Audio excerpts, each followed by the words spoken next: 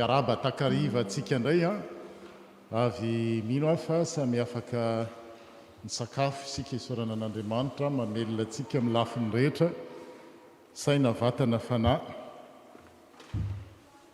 mino aho fa samy misakafo tsara avokoa atsika rehetra mialohan'ny hanomboana dia milaza kely aho zany ny programme an'io a aorianan'izao dinidinika iranan'ny pasteur Daniel Rakotojoelinandrasina izao efa nandritry ny andro vitsivitsy izy ndeto amintsika vitsivitsy maromaro hatramin'ny lakamisy zoma sabotsy tany Monteux androany maraina zao après-midi zao zao tolakandro zao dia makasitraka makatelina azy a saotra pasteur mizahatra rehetra zay nentinao tena hoe mifanandrify mifanojo mihitsy amin'ny fiainam-piangonana ary nizahatra mahakaiky Andriamanitra tsy mba misy zavatra mibiloka zany ataony fa mahitsy rindra foana dia mahagagy zany aorianan'ny dinidinika zay rahana amin'ny pasteur Daniel Rakotojoelinandrasina dia mba mijanona kely ny komitsin'olona zany mandamina amin'ny retraite spirituelle amin'ny herinandro amin'ny faran'ny herinandro zoma sabotsy lahady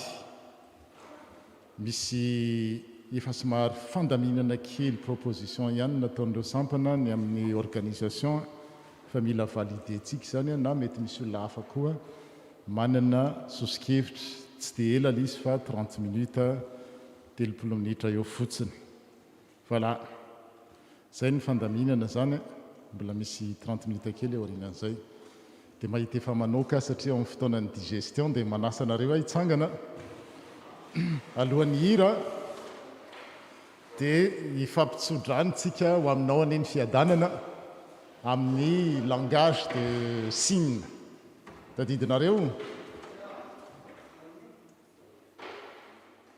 que la paix soit avec toi tac tac tac ye zao tac tac tac universel zay andreo le tsy maheno a ho aminao aneny tompo efa nataontsika hitanay tany amin'ny congrès de lycéenne lizy tamin'ny église verte amin'izao fahamehana zao dia tsy afaka mifandraytsika eo aminao ny tompo dia tsy mahasakana atsika zany isaonan'Andriamanitra misy mpanompony foana manome hevitra ahafahana miraro soa satria bénédiction dire du bien tsy voatery tsy maintsy amin'ny vavana izy fa azo atao amin'ny tanana averantsika farany ho aminao aneny tompo voilà dia raha laza heriaja ho an'Andriamanitra dia miroso isika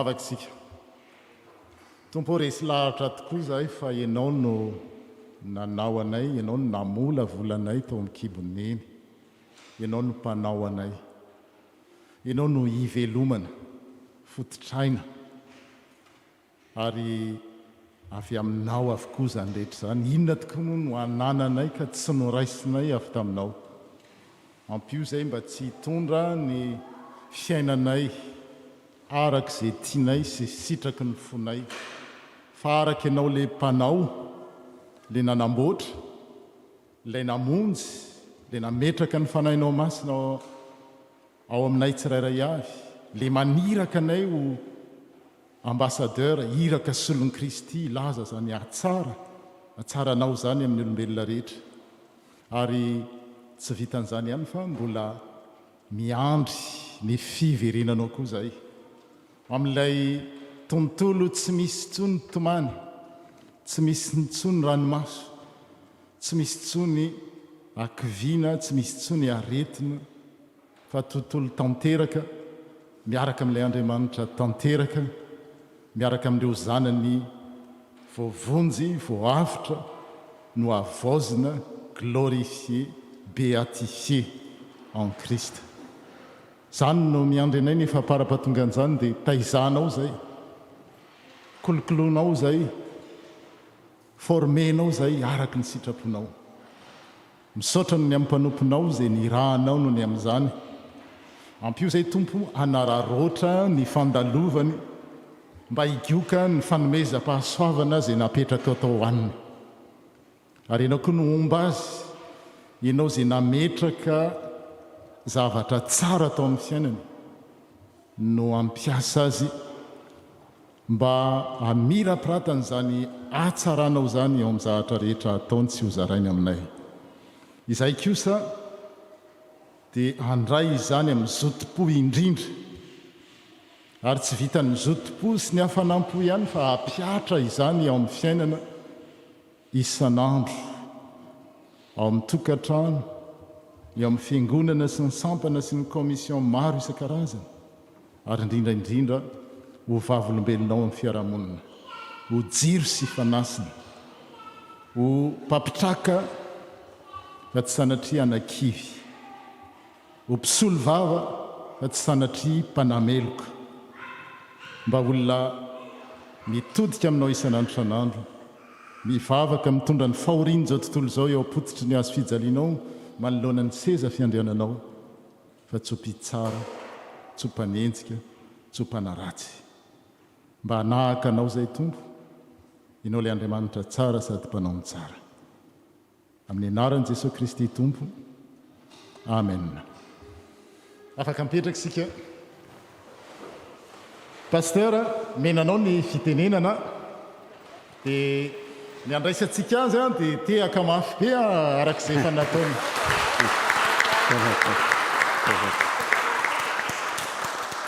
ohatrany tsy ampy zany tehaka zany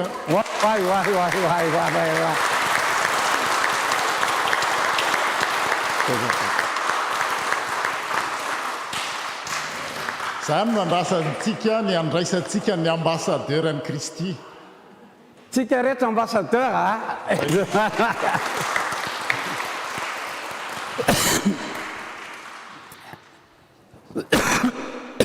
azafady tompo miaraba azafady fa esoriko ty miaraba antsika rehetra amin'ny anaran'i Jesosy Kristy lohan'ny fiangonana filohan'ny fanjakana zay misy atsika mpanjaka atsika dia miaraba antsika rehetra amin'ny anaran'i Jesosy mamerina amin'ny fisaorana ny tompo amin'ny fazoko mandray anjara eto amin'ny fiangonana Aix-en-Provence misaotra anareo fiangonana misaotra anao pasteur nandray koa satria raisinao tombontsoa manokana ny manao ny asan'ny tompo ary tsy maintsy iarahana amin'ny fiangonana ary mpanompon'ny fiangonana ny mpanompon'Andriamanitra araka ny teniko tamin'ny maraina moa dia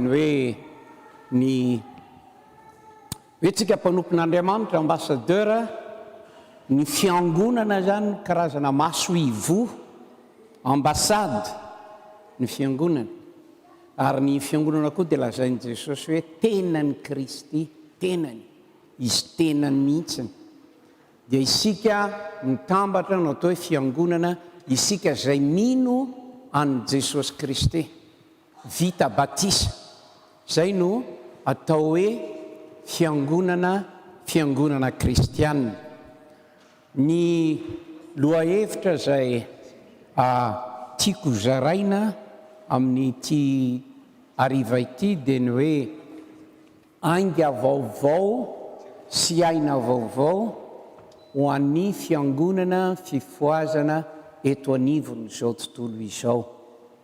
Zay zany no lohahevitra.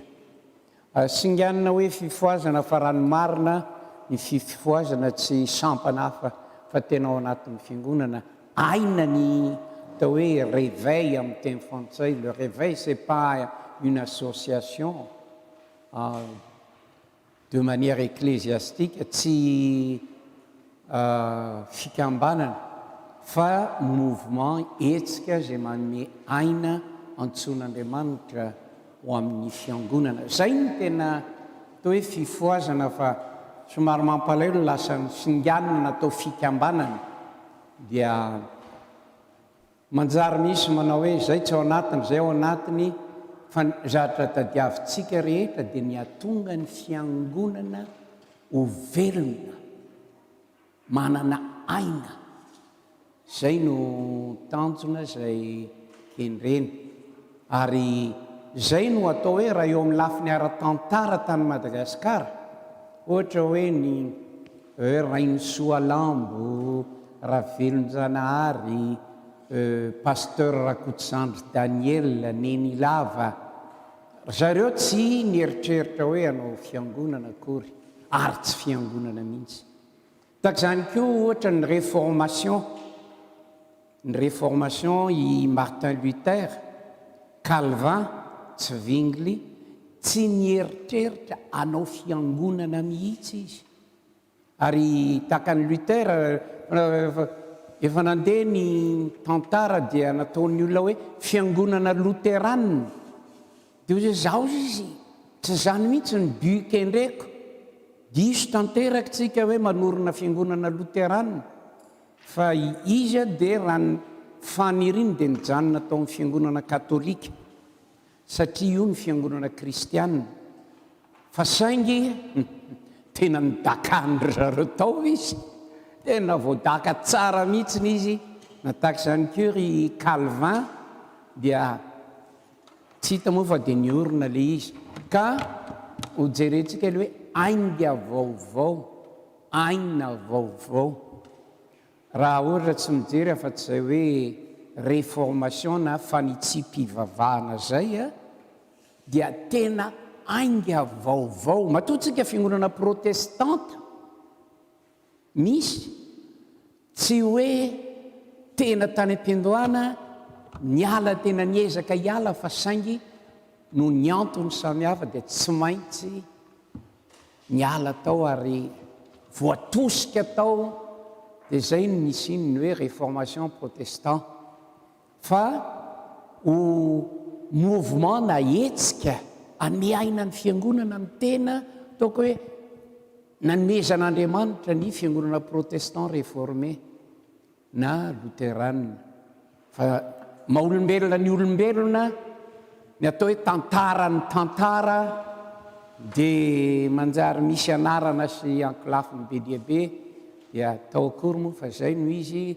Ary dia Andriamanitra koa, ain'Andriamanitra mampiasa an'ireny na inona na inona. Zavatra anankiray izay tiako tenena koa dia zao, zavatra tsy tiako indrindra tamin'izaho nianatra tany Antananarivo tao amin'ny lycée Galeny zay nianatra, dia le klasy amin'ny roa, le fidirana amin'ny roa avy miakatra n'iny totohatry ny Galeny iny ho anareo izay mahafantatra Antananarivo, le klasy amin'ny roa ady amin'ny torimaso. Satria indrindra amin'ny novambra, amin'ny volana novambra, desambra iny avy miakatra n'iny fiakarana iny ianao tsemboka, tena sahirana. Na ny mpampianatra na ny mpianatra samy sahirana. Tandray moa ary sao dia misy matory eto fa tsy pazako taratasy kely.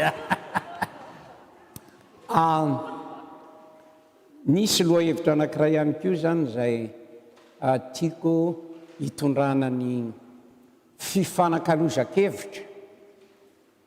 Fifanankalozan-kevitra izy tia ianareo reo dia efa mpitarika daholo, leader, efa nisy ny teny hoe consul efa ambassadeur dolo tsika efa tsy consul fa manjary midina ambany indray zany ny raha lasa consul fa ny loha hevitra saika andresako ny tonako azy dia ny hoe ny fanorenana ary fampiorenana ny aim-pana fiangonana na fifoazana zay no saika hitondrako azy hoe fanorenana dia fampiorenana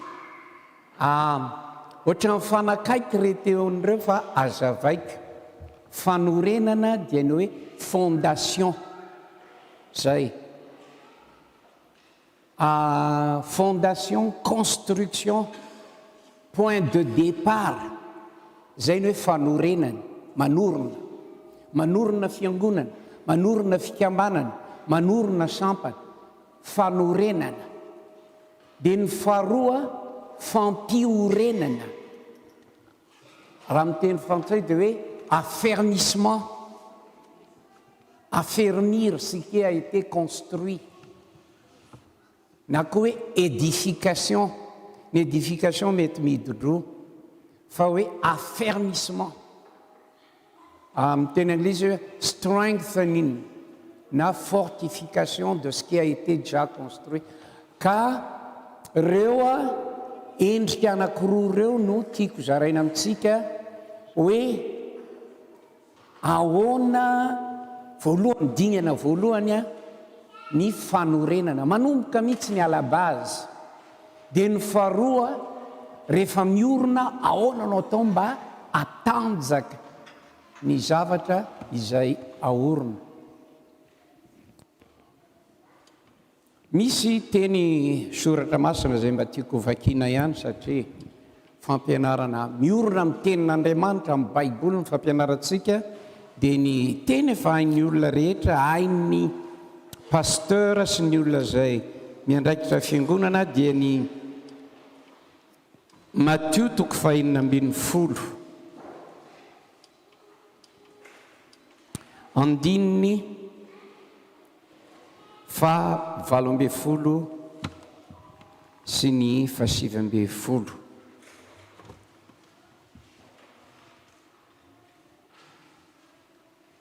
amin'ny anaran'i Jesosy tenin'i Jesosy amin'ny Petera rehefa nanao le fanekemponoana goavana Petera quand il a fait cette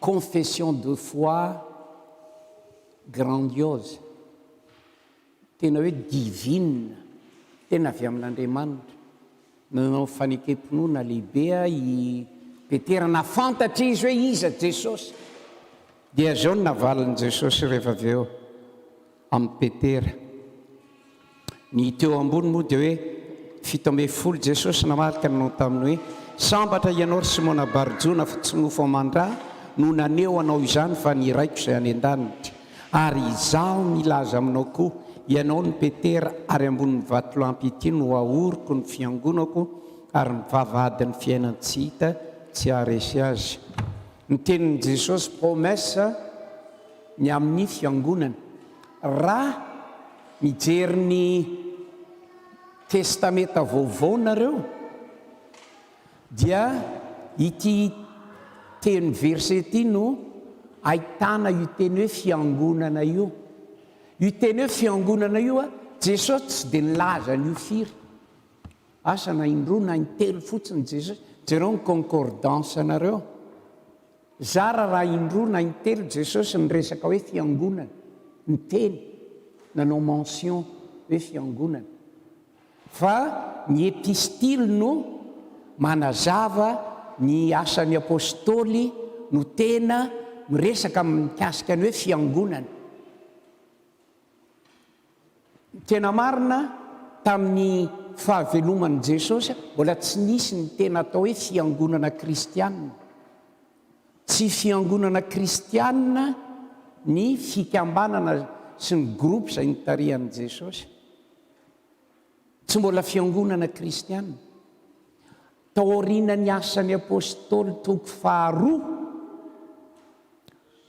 araky ny mpandinika ny tantaran'ny fiangonana vao nanomboka ny fiangonana natao hoe fiangonana kristianina ary io asan'ny apôstôly toko faharoa io ny tiako zaraina amintsika sokafo ny baibolinareo amin'io asan'ny apôstôly toko faharoa io ary ozy jesosy hoe izaho anorona ny fiangonako jesosy no manorona ny fiangonana ary avy amin'ny fanahy masina fantareo pentekosta filatsahan'ny fanahy masina ary dia hojerentsika ty asan'ny apôstôly toko faharoa tya dia azo lazaina aminay teny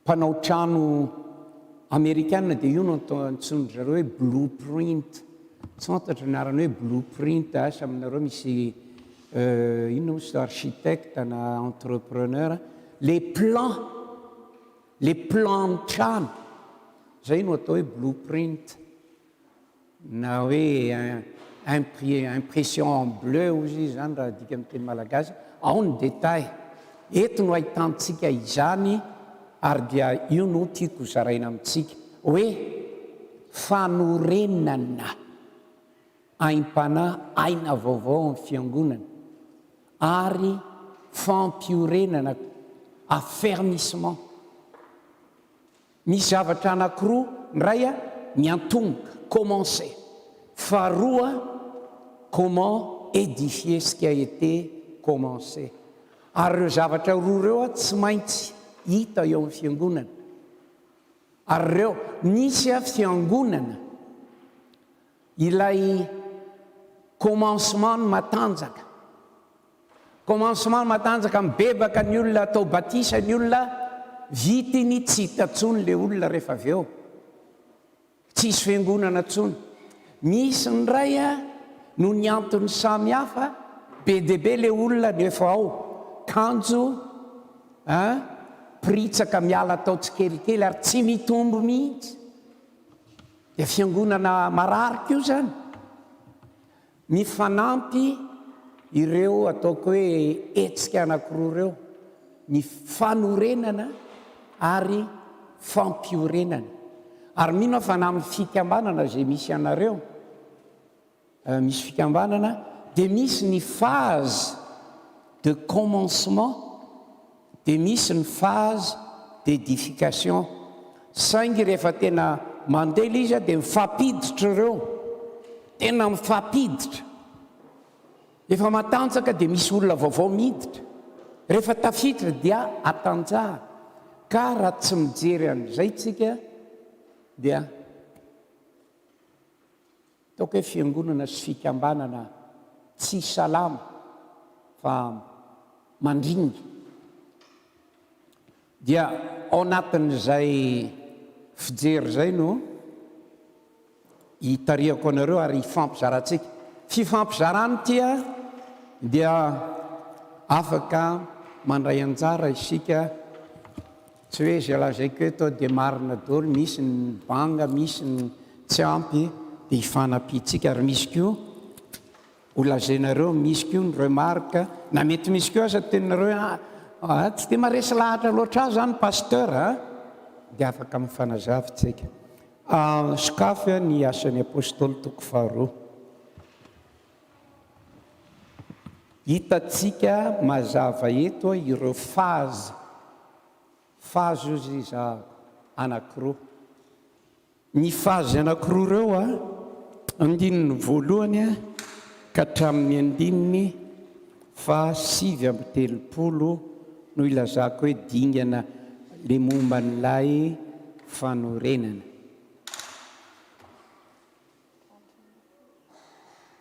ny andininy voalohany eny hatramin'ny 1:70 io ny phase voalohany dia ny phase faharoa manomboka eo amin'ny andininy faharoa 70 ka hatramin'ny 7:70 fa mitohy hatrany amin'ny asan'ny apôstôly toko 9:20 ny asan'ny apôstôly ray manontolo dia sady mifampiditra ao ny évangélisation zay no fiten'le phase voalohany le fanorenana évangélisation. Dia efa avy eo phase d'édification. Ireo évangélisation sy édification ireo a mitohy hatrany amin'ny apôstôly toko 720.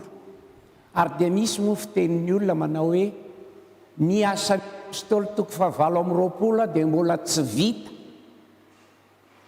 tsy mbola tapitra ny asan'ny apôstôly toko 720, fa isika izao a no manoratra ny asan'ny apôstôly toko 720 ambara-pahatongan'i Jesosy. Ok? Isika zao no anatin'izany. Dia ao anatin'izay be dia be zany resaka zany lavabe. Jerentsika ary a ny fahazo voalohany. Ny tiako tenenina dia ity a. Raha ratsy ny fahazo voalohany eo amin'ny fiangonana na fikambanana dia ny tsy pozipozy ary tsy tena mety hitombo ny fiangonana na ny fikambanana na ny asa. Raha io fahazo io no malemy, na io no tsy dia hita loatra, ary raha ho jerena fitinina ny io fahazo voalohany io a, dia izao no ilazako azy. Misy point vitsivitsy ao. Voalohany a dia ny fanahy masina. Ny fanahy masina amin'ny andininy voalohany ka hatramin'ny andininy 410. Zay no azo ilazana azy.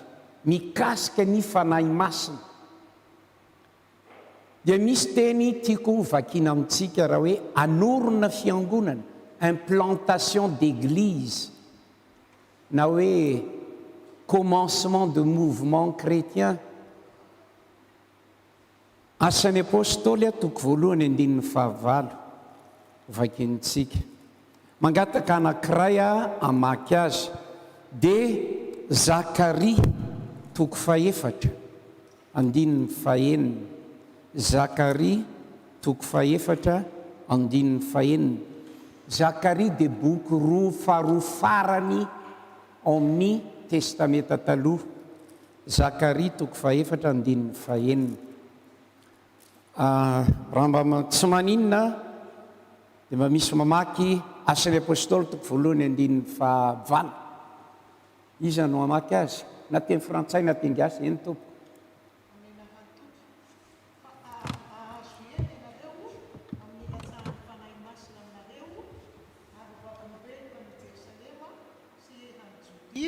Sy Samaria ahatra amin'ny fahantany.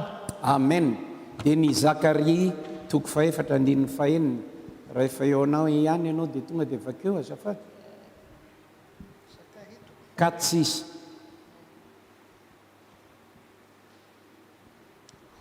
Dia namaly izy ka nanao tamiko hoe, izao no tenin'i Jehovah amin'ny Zerobabela, tsy amikery na amin'ny pahatanjahana fa amin'ny fanahiko ho Jehovah tompony maro. Amen. Amen. Tarihana finaritra tamin'ny fiangonana tao Montreux, dia io Zakaria toko 4 andininy 1 io no teo amin'ny altare. Ce n'est pas par la force ni la puissance, dit le Seigneur, mais par mon Esprit Saint. Tantara fohy ny amin'ny Zakaria toko 4 andininy 1. Contexte. Zakaria andininy 1 dia teny izay nomen'Andriamanitra nentin'ny profeta na ny ambassadeur Zakaria ho an'i Zerubabela. Zerubabela dia prince na mpitondra fanjakana lohan'ny Israely. Rehefa babo tany Babilôna ny zanak'Israely dia nody tany Palestina tany Jerosalema. Ary rehefa nody tao Jerosalema izy a, ny asa izay nampanaovin'Andriamanitra an'i Zerubabela dia ao anatin'izany hoe Joshua mpaminany sy ireo zanak'Israely izay nody avy any amin'ny fahababoana dia izao anorona ny tempoly indray. Potika tanteraka ny tempoly tao Jerosalema tamin'ny nanaovan'ny Nebukadnezar azy, mpanjakan'ny Babilôniana. averina aorona ny tempoly.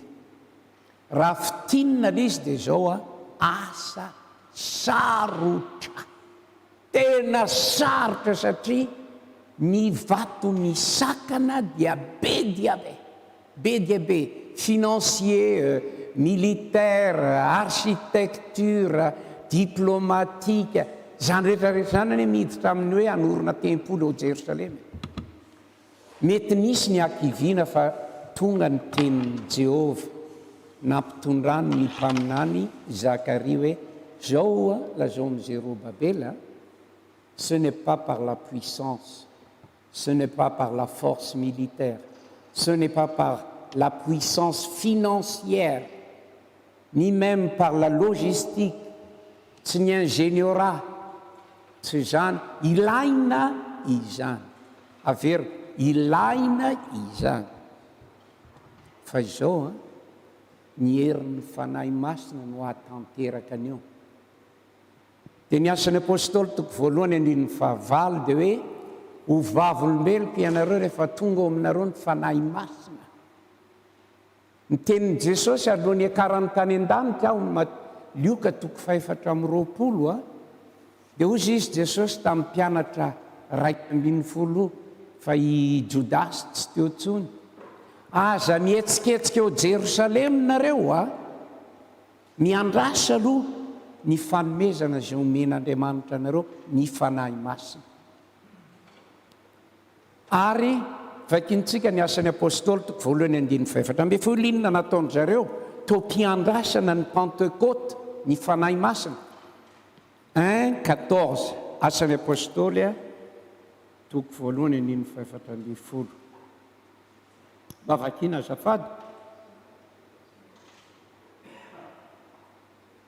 Izy no hamaky azy indray.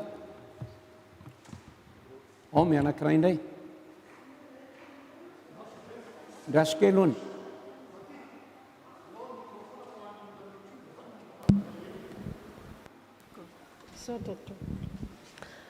Ary ireo rehetra ireo dia niraisaina sady naharitra ny vavaka, niaraka tamin'ny vehivavy sy Maria renin Jesosy ary ireo rahalainy.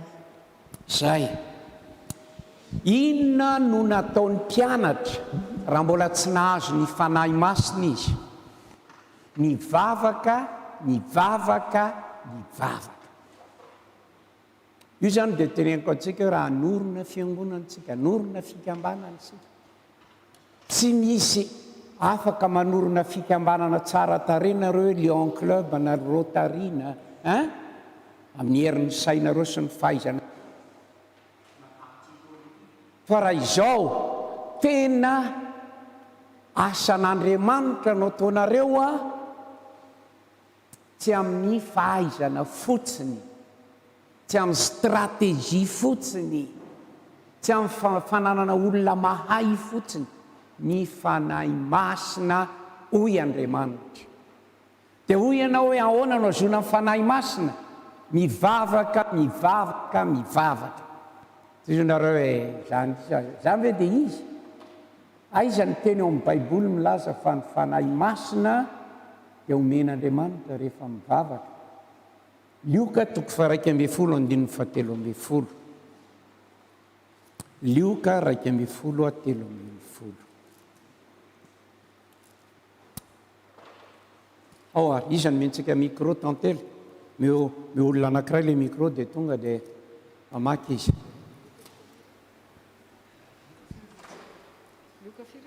Luca 11:13.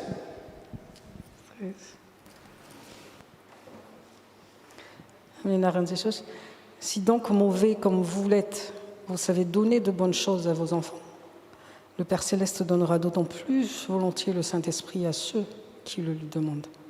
Voilà la clé. Comment reçoit-on le Saint-Esprit? Comment Dieu veut donner le Saint-Esprit? Il dit qu'il va donner le Saint-Esprit quand nous lui demandons.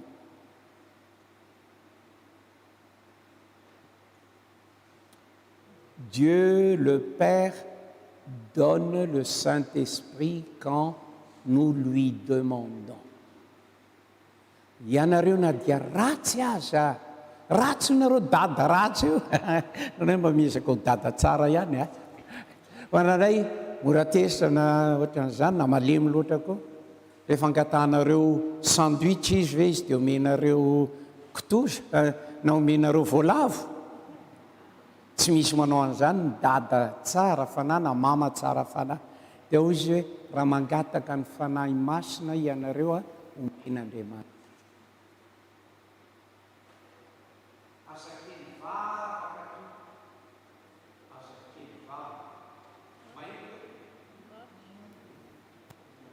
Mandeha ny ay mila vavaka na ny fiangonana na ny fikambanana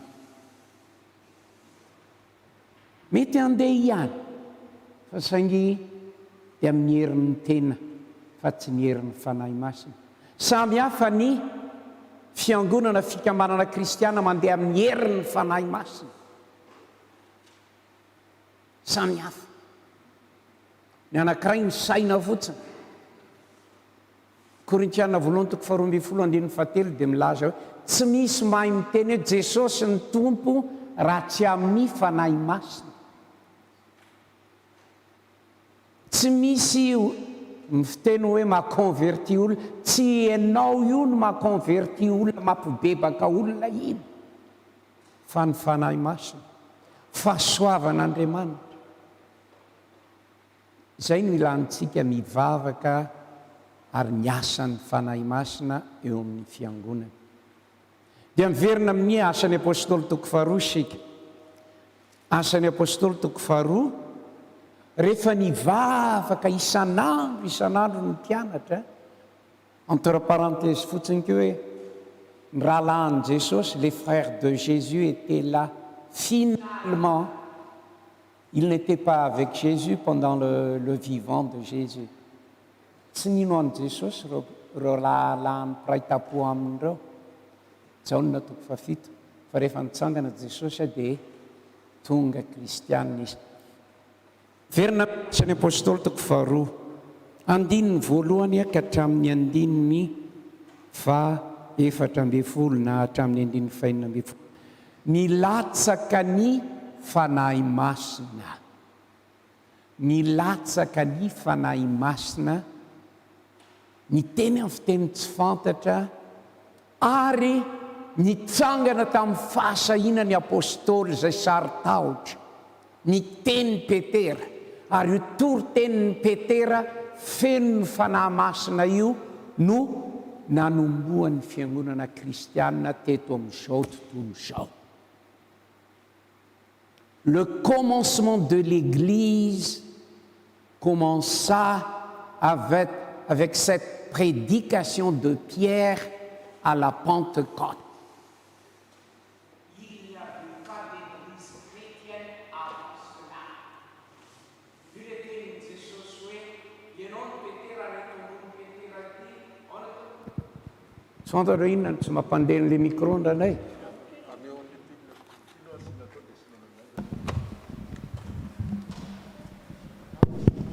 Nefa ohatra mandeha ihany eny ataoko eto ihany fa rehefa tsy mandeha izy dia tonga dia findra makato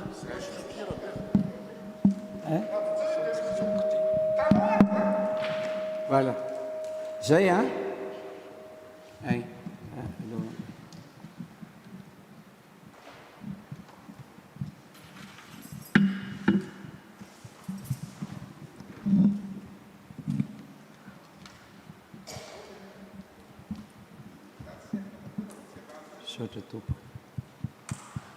sady mandeha ty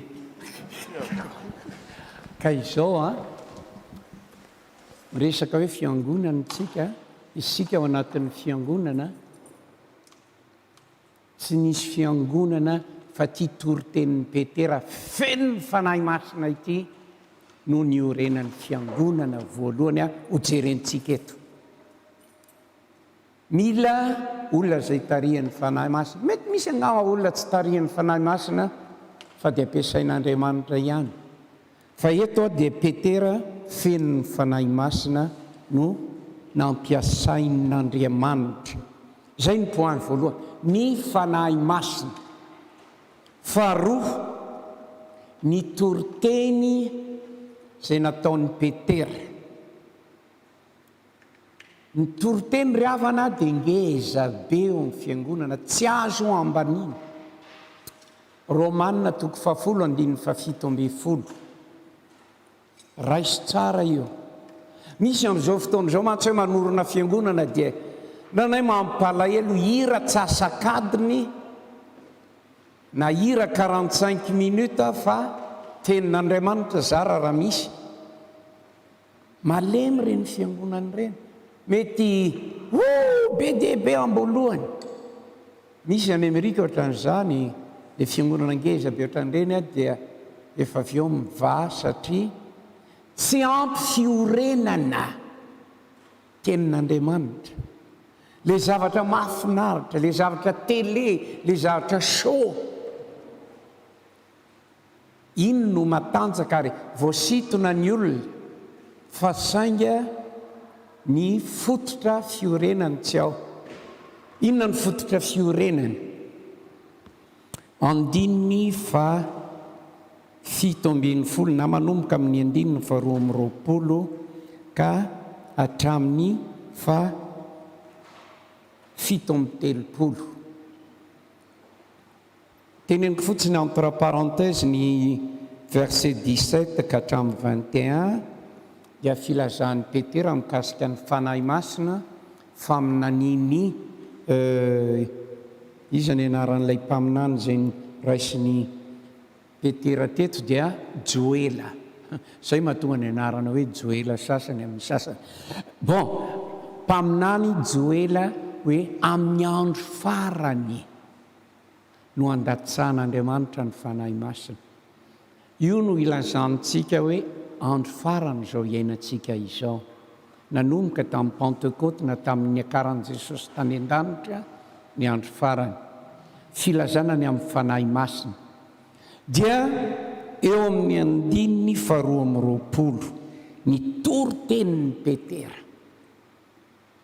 Ny toritenin'ny Petera. Raha fintinina. Ny toritenin'ny Petera dia centré sur Jésus. Sur Jésus-Christ. Sur Jésus et Jésus seulement. Zay ny toritenin'ny Petera. Izany dia ilazanantsika averina ny ivo ny fivavahana sy finoana kristianina dia Jesosy Kristy. Eto dia milaza tompoko, mety manana fikambanana antsoina hoe kristianina ianareo nefa tsy Jesosy no fotony. Kristianina anarany zany, fa ozy izy le fiteny hoe fopla. Sandoka. Tsy izy. Rehefa tsy Jesosy Kristy no ivo, santo. Na mitoriteny na ny aktivité. Zany akory tsy midika hoe tsy azo ampidirina zavatra hafa, azo. Fa ireo zavatra rehetra ireo dia mifototra eo amin'ny Kristy, miodina eo amin'ny Kristy. Inona ny antony? Zatra lazaiko aminareo hoe tena fototra, lafiny teolojika, lafiny biblika, ny maha-kristianina ny kristianisma dia Jesosy satria zao maninona no Jesosy? Betsaka neny ny olona manam-pahaizana teto amin'izao tontolo izao Einstein, iza koa no fantatrao zay mba haiko, Pythagore, Thalès sy ny karazana, Marie Curie sy ny karazana, manam-pahaizana be dia be. Martin Luther King ohatran'izany, tena manam-pahaizana. Voltaire sy ny karazana. Na koa politicienne, grand leader politique et militaire, Alexandre le Grand, Napoléon Bonaparte, nataontsika asa tsy fantatra eto France, général de Gaulle, je n'en sais pas. Betsaka ny olona atao hoe olomanga, andrenapoimerina radama fa izao tsy misy iorenan'ny fiangonana kristianina afa-tsy Jesosy Kristy, Jesosy irery ihany. Ny antony dia izao ry havako, ny tena raha ny baiboly ny rejerenareo ty, ary izay koa ny mbola mampiavaka ny hoe jiosy, fivavahana jiosy kristianina, dia izao ny atao hoe fahotana. Tsy tian'ny olona io resaka io, ny fahafatesa, tsy misy solution amin'io atao hoe fahotana io, tsy misy. Na miezaka toy inona ianao, ny religion rehetra eto amin'izao tontolo izao dia hoe fais tous tes efforts, essaie d'être le meilleur, le bon. Bouddha ny teny hoe, manaraka amin'ny Bouddha na ampijaly teny, Bouddha eo am-pahafatesana hono dia mbola ny teny moi je suis encore la recherche de la vérité. Iza no mahay mamela heloka. Grave be ne io fahotana io hoe, tsika ohatrany everitsika io moramora io. Io fahotana io no miteraka fahafatesana ho ziziny baiboly. Le salaire du péché, c'est la mort. Le jour où tu vas en manger, tu seras mort. La mort est le résultat du péché. C'est la séparation avec Dieu. C'est la mort. Dia nisy ny teny Jesosy nanasitrana olona dia ozy izy ny théologiana jiosy. Jesosy ny teny tamin'ilay lehilahy marary hoe voavela ny helokao, tes péchés te sont pardonnés. Ozy izy ny jiosy hoe celui-là il blasphème. Qui est-il pour pardonner les péchés?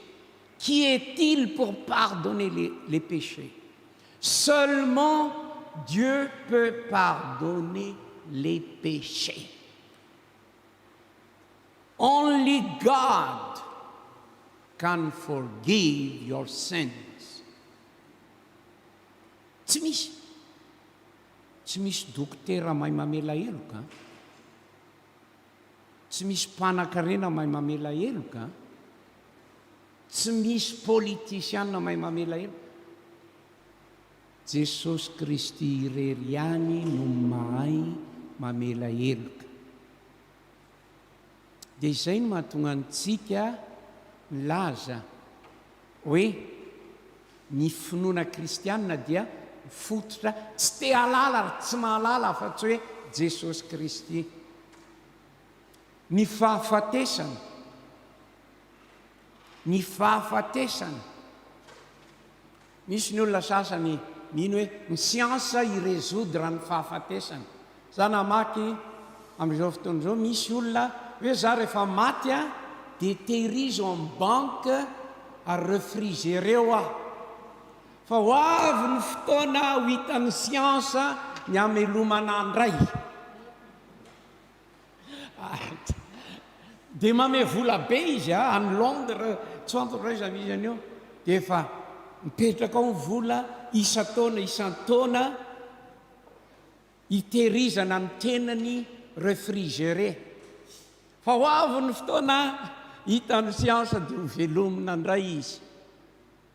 Resaka daholo zany fa tsisy mandresy ny fahafatesana.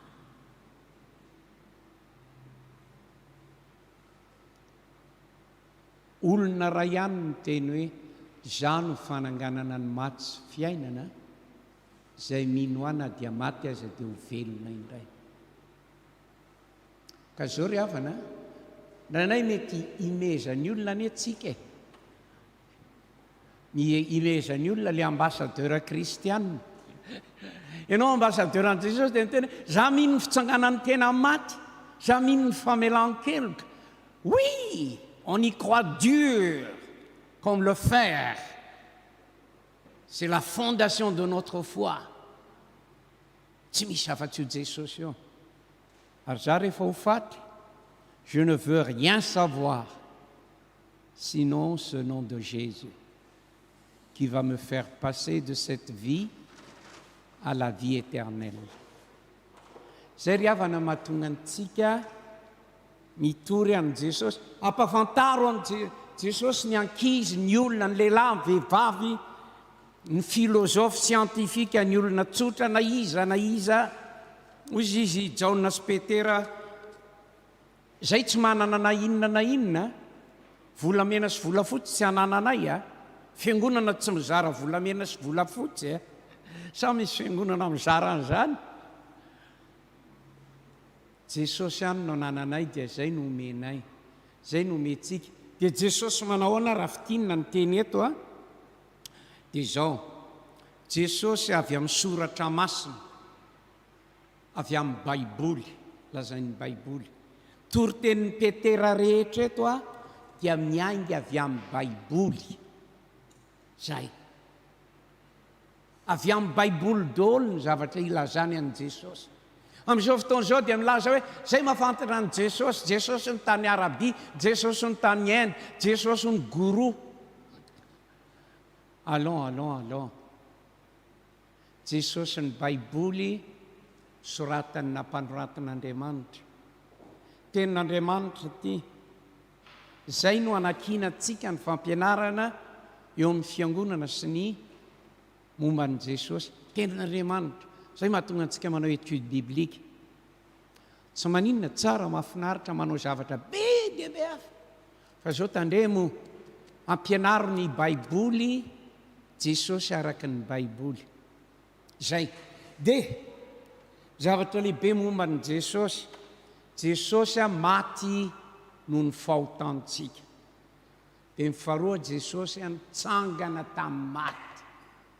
Un Jésus qui est mort pour nos péchés, un Jésus qui a vaincu la mort. Zay. Ary dia teneniny olona ny amin'ny fahotany. Nareo tsy mahafantatra an'Andriamanitra fa ny tenin'Andriamanitra, zay no hitoriana azy. Dia zao, zay no atao hoe fitoriana. Évangélisation. Dia zao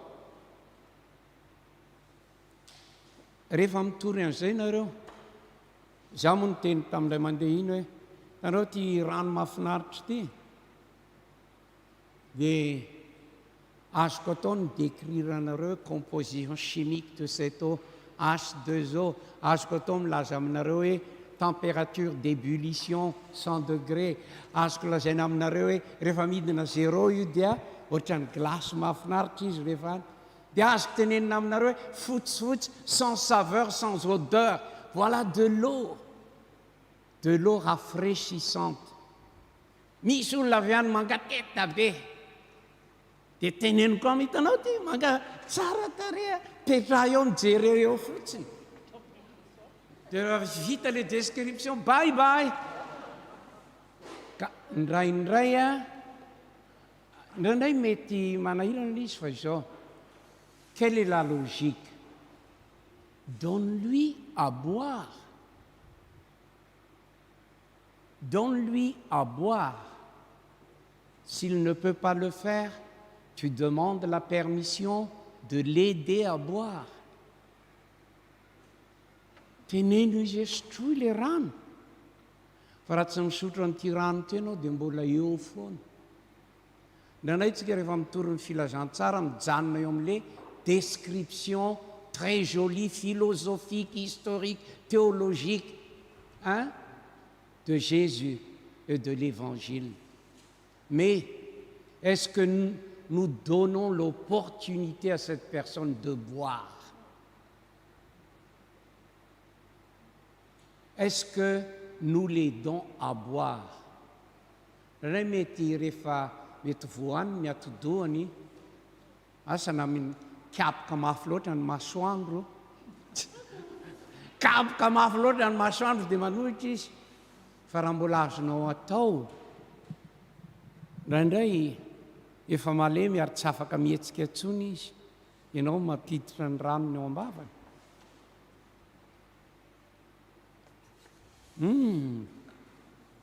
tsara zany rano zany zay tompoko ny filazantsara dia eto a amin'ny toko faharoa andininy fahavalo amin'ny telopolo fito amin'ny telopolo manao hoe zafady fito amin'ny telopolo vakiako ny anaran' Jesosy roa fito amin'ny telopolo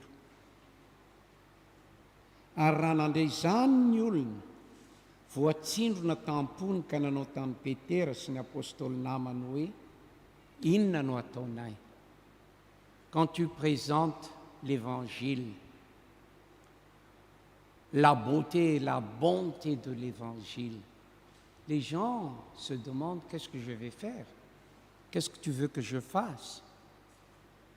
Dia niteny Petera dia ny hoe diny fahavalo amin'ny telopolo mibeba aoka samy atao batisa amin'ny anaran'i Jesosy Kristy ianareo rehetra ahazo famelana ny helokareo ianareo andray ny fanomezana dia ny fanahy masina zay tao misy amprosio izy ambarao am raha tiany ary tsy misy afaka manery olona c'est toujours dans la liberté mais dis-lui s'il veut ou si elle veut io tompoko le izy raha tsy mbola nahafantatra izy raha misy efa nahafantatra fa nanay mody manadino misy ianao ohatran'izany efa tao am-piangonana efa 17 taona fa adinony io na koa lazainy baiboly hoe noajambainy andrian'izao tontolo izao ny masony leurs yeux ont été aveuglés par le Dieu de ce monde 2 Corinthiens 4:4 ny devolany miasa ary tsy tiany olo io andray famonjena hiditra ao amin'ny fiangonana raha mbola misy azony devoly atao sakanany aoe ny anjarantsika mivavaka mangataka ny fanahy masina hiasa anjarantsika manoro dia anjaran'le olona amin'izay rehefa avy eo eny tompoko tiako zany Jesosy zany a hiala amin'ny fanaoko ahako zay le metanao je vais faire un demi-tour zay natao hoe repentance changement de pensée changement de vie d'accord io le hoe tapao ny tanana tapao ny maso tapao ny tongotra raha io ny manadala anao tsy hidiranao ny fanjakan'Andriamanitra aloha po maso midirana any zay ny mandray fiainana vaovao dia ozy izy rehefa mino an' Jesosy ianao rehefa mibebaka ianao omena fanahy masina ianao voavela ny elokao tu es pardonné tu reçois le Saint-Esprit ny Saint-Esprit Andriamanitra miditra ato anatintsika rehefa mahamino an' Jesosy mibebaka ngezane zany ngezane zany zay le fazy voalohany fazy faharoa dia hitantsika leo amin'ny 42 jusqu'à 47 42 jusqu'à 47 fanomboany aloha dia atao batisa ny olona atao batisa izy eo amin'ny fiangonana ny batisa ny fanamariana ny fidirany olona eo amin'ny fiangonana tsika manao batisa na ny zaza na ny lehibe na ny vehivavy na ny lehilahy na ny mpanan-karena na ny mahantry na ny fotsy na ny mainty na eropeanina fotsy izy na eropeanina mavomavo izy na eropeanina malagasy izy na mainty hoditra avy any Albanie izy Alabama nizaniza rehefa mibebaka manain'i Jesosy omena ny fanahy masina atao batisa zay ary rehefa atao batisa izy ozy izy ny Romanina toko 5 andiny toko 5 vakenareo ny toko 5 nakambana amin'i Jesosy izy rehefa atao batisa isika dia akambana amin'i Jesosy nous sommes unis à Jésus mitafy amin'i Jesosy sika dia iny le batisa endrika hoe alevina iny miaraka maty tamin'i Jesosy sika maty miaraka tamin'i Jesosy.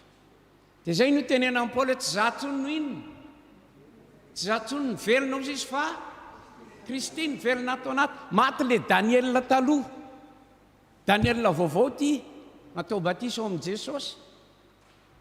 Dia io le hoe raha misy olona amin'ny Kristy Jesosy dia inona izy? Olom-baovao. C'est là que tu es devenu un nouvel être. Fa atao batisa miova ianao, mitafy an'i Jesosy Kristy ianao. Tsangana avy eo amin'ny batisa, olom-baovao miaraka mitsangana amin'i Jesosy, ary tsy ho faty intsony ianao mandrakizay. C'est ce qu'on reçoit dans le baptême et dans la foi. Azonareo? That is big. Ngeza zany. Ngezana zany re olona. Dia zao rehefa tonga ao tao batisa ianao dia raisinao amin'ny fiangonana, na zazakely na olon-dehibe. Misy miteny hoe ny zazakely tsy mino, ny zazakely mino. Ohatra ny Matthieu 8:15 izy Jesosy hoe saotranao Andriamanitra ray fa nafeninao tamin'ny professeur na philo sy docteur izany rehetrarehetra zany nasehonao tamin'ny zazakely minono. C'est une révélation de Dieu. Ce n'est pas ton quotient intellectuel qui te permet de croire en Jésus-Christ. Averiko fa ny olona zay tena manindro mafy an'io hoe tsy maintsy manana quotient intellectuel 150 ianao vao mamino an' Jesosy. Zazakely minono, hoy ny teny, zay ny teneny soana, feninao tamin'ny manam-pahaizana, nampahafantarinao, tu as révélé, ampahafantarin'Andriamanitra. Andriamanitra ny mampahafantatra azy an'io. Io Andriamanitra ny mampahafantatra antsika ny Jesosy. Marina fa torinitsika fa izy no mampahafantatra. Dia mandray an'i Jesosy tsika. Dia aveo tsika tafiditra ao amin'ny fiangonana. Dia tsika ny hoe fampiorenana. Atao izay atamanantsika ao amin'ny fiangonana. Atao izay atamanantsika ao amin'ny fikambanana, tsy piritsaka indray izay efa tafiditra. Ka ny devolana rehefa tafiditra anao sy tonony. Inona no atao? Dia zay le asan'ny apôstôly 42. Misy zavatra efatra eto. Rehetra zavatra eto zany teneniko hoe reo andro efatra eo amin'ny fiainam-piangonana amin'ny fiainam-panahy. Efa voalaza teo zany aloha ny fitorinan'i Jesosy. Ok? Tsy voalaza eto intsony zany satria efa voalaza teo amin'ny andininy lavabe teo. Ny fitarihana ny olona ny ao amin'i Jesosy. Fa zao efa ao aminy izy zao, efa ao amin'ny fiangonana izy zao. Eto indray ianareo zay efa mijoro ozy izy dia ahoana? Tandrema sao dia lavo indray. Voasoratra zany mba hahafantaranareo, natao antsika ny testamenta taloha i Paoly. Le zavatra mandreraka sy manadalo amin'ny testamenta taloha. Zany ranareo fa mamaky ny testamenta taloha indrindra fa ny tantaran'ny mpanjaka. Ranareo kivy. Mivavaka dia avy eo manompo sampy, mivavaka dia manompo sampy, mivavaka dia manompo sampy. Tsisy fahataperana toy izy Paoly hoe voasoratra ho antsika zany hitandremantsika sao dia manaraka ny diany isika. Reto nataon'ny fiangonana voalohany, rehefa mino an' Jesosy, rehefa miorona ao amin'i Jesosy ny olona, tsy ampy zay fa mandeha ny toko fa 12. Zavatra efatra. Voalohany dia ny atao hoe fampianaran'ny apôstôly. Inona zany reo olona? Inona zany fampianaran'ny apôstôly zany? Manana an'izany ve tsika zao? Inona io?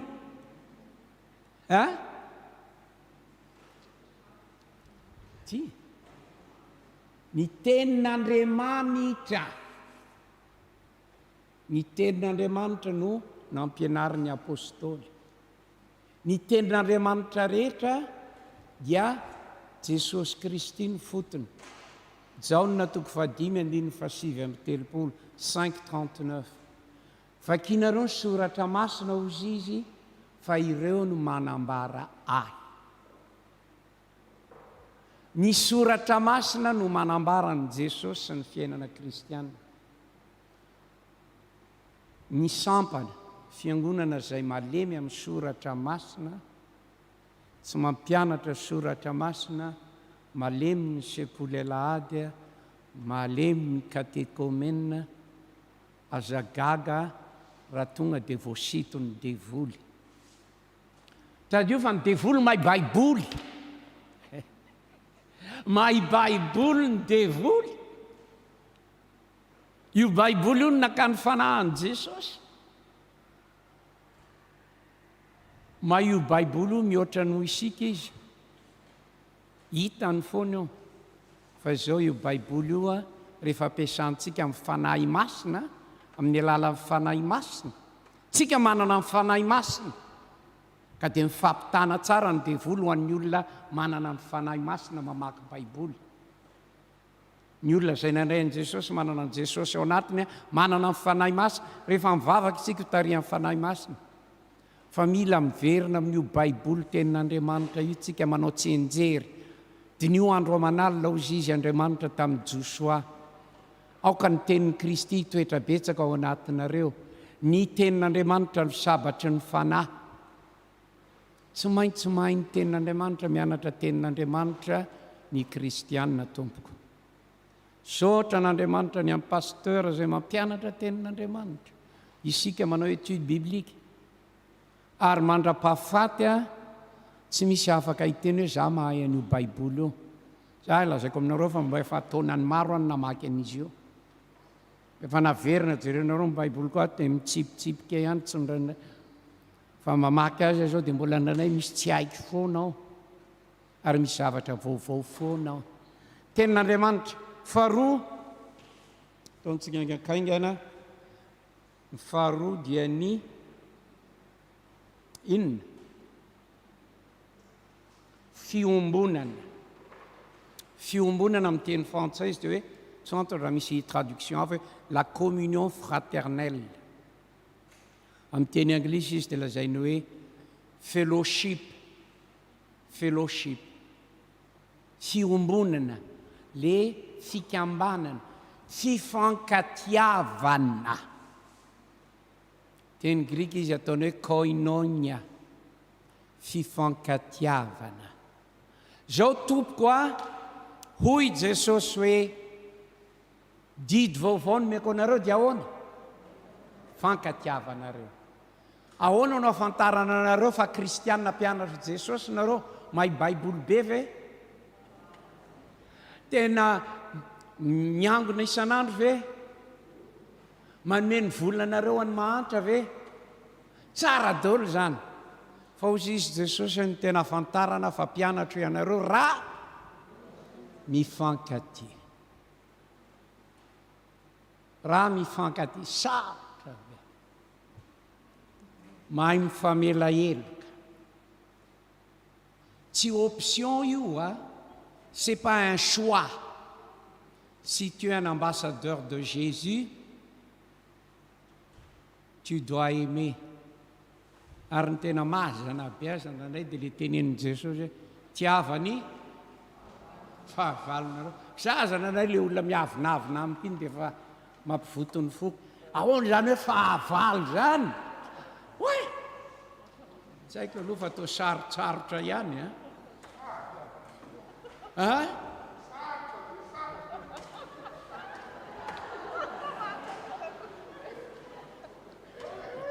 Koa nandraisa le vaditsika ao an-trano iny ranay tady tsy avelatsika ny elony voto aminy nefa fa vady malala. Kanefa ny tenenin' Jesosy amin'ity nanay tsy mora, ekaiko hoe tsy mora. Fa au moins et commencez ici les gars. Commencez ici, apprenez à le faire à l'église. Ary ny tena afantarana ny fiangonana ao amin'i Jesosy Kristy, fiangonana amin'ny fankatia. mandeha foana ny fitenena tsy hitany pasteur raha tena ato aminay misy olana foana tsy mifakazo zay tsy mifankaty zay misaraka zay ranay fotsiny le fijeriny dia efa tsy tiako dia misaraka zay ranay raha vao miditrehetra amin'ny varavarany etsy le olona iny ny faninana tamiko tamin'ny fifidianana dia iny ny votony voka izy miditrehetra zay voka etsy kanefa tsy zany tompoko ny fiangonana vavaka tsika vavaka Jesosy eo amin'ny fitiavana Jesosy eo amin'ny fitiavana meo fahalemem-panahy za vavaka ataoko nisy fotoana tao anatin'ny 3 taona isaky ny mandro mandray dosy dia mama vavaka ny galatiana 5:22 hoe ny vokatry ny fanahy dia fitiavana manaraka finoana manaraka dia fanantenana fifaliana fiadanana fahalemem-panahy famoram-panahy fahatsarana tsy ndry koa gentillesse zahako tena goavana be fa nanay toatra mba mpamilaza hoe ty et je ne suis pas vraiment gentil avec tout le monde et spécialement avec ma femme et mes enfants. Est-ce que je suis gentil, attentionné? Tena mbola misy progrès zany any zay ilaina tao. Patience. La patience. Misy ny sasany tena fohy kely ny fusible, tonga dia mikitika ny fusible kitikitianao, tonga dia pan! Kanefa izao lazaiko aminareo raha te hianatra mivavaka nareo Jesosy eo omeo patience omeny le olona tena mazana be mampivotifo reny nareo ka anao izy efa mivavaka nanako patience fa izao isaky ny maresy ny adalanao sy ny fonao mivoto amin'iny olona mandreraka iny ianao dika anao efa nenatanjaka ianao. Tu es devenue patiente. Tu es Jésus, bravo. Voilà, tu es mon champion. Fandraray tena hoentin'i Jesosy na Andriamanitra aminao le olona tena mandreraka mihitsy. Ao pesana. Le mandreraka, le ankizy efa vizana iny ianao. Tonga avy any izy manadala anao. Kanefa aussi Jesosy patience, si tu aimes, apprends à être patient, apprends à être gentil. Tena, za aloha fantatro any teny amiko Andriamanitra ro mampianatra hoe je prêche, je dis que je veux aimer, mais j'ai pas la gentillesse. Nanay amelezany olona nareo pasteur, nareo diakona, nareo mpiandry. Kitakita olona nareo diakona karingo isany mahasositra mihitsy jereo reto ataony jereo ngereo ataony isany tsy votifo amin'izao kanefa tenin'Andriamanitra tompoko ambassadeur son excellence Tantely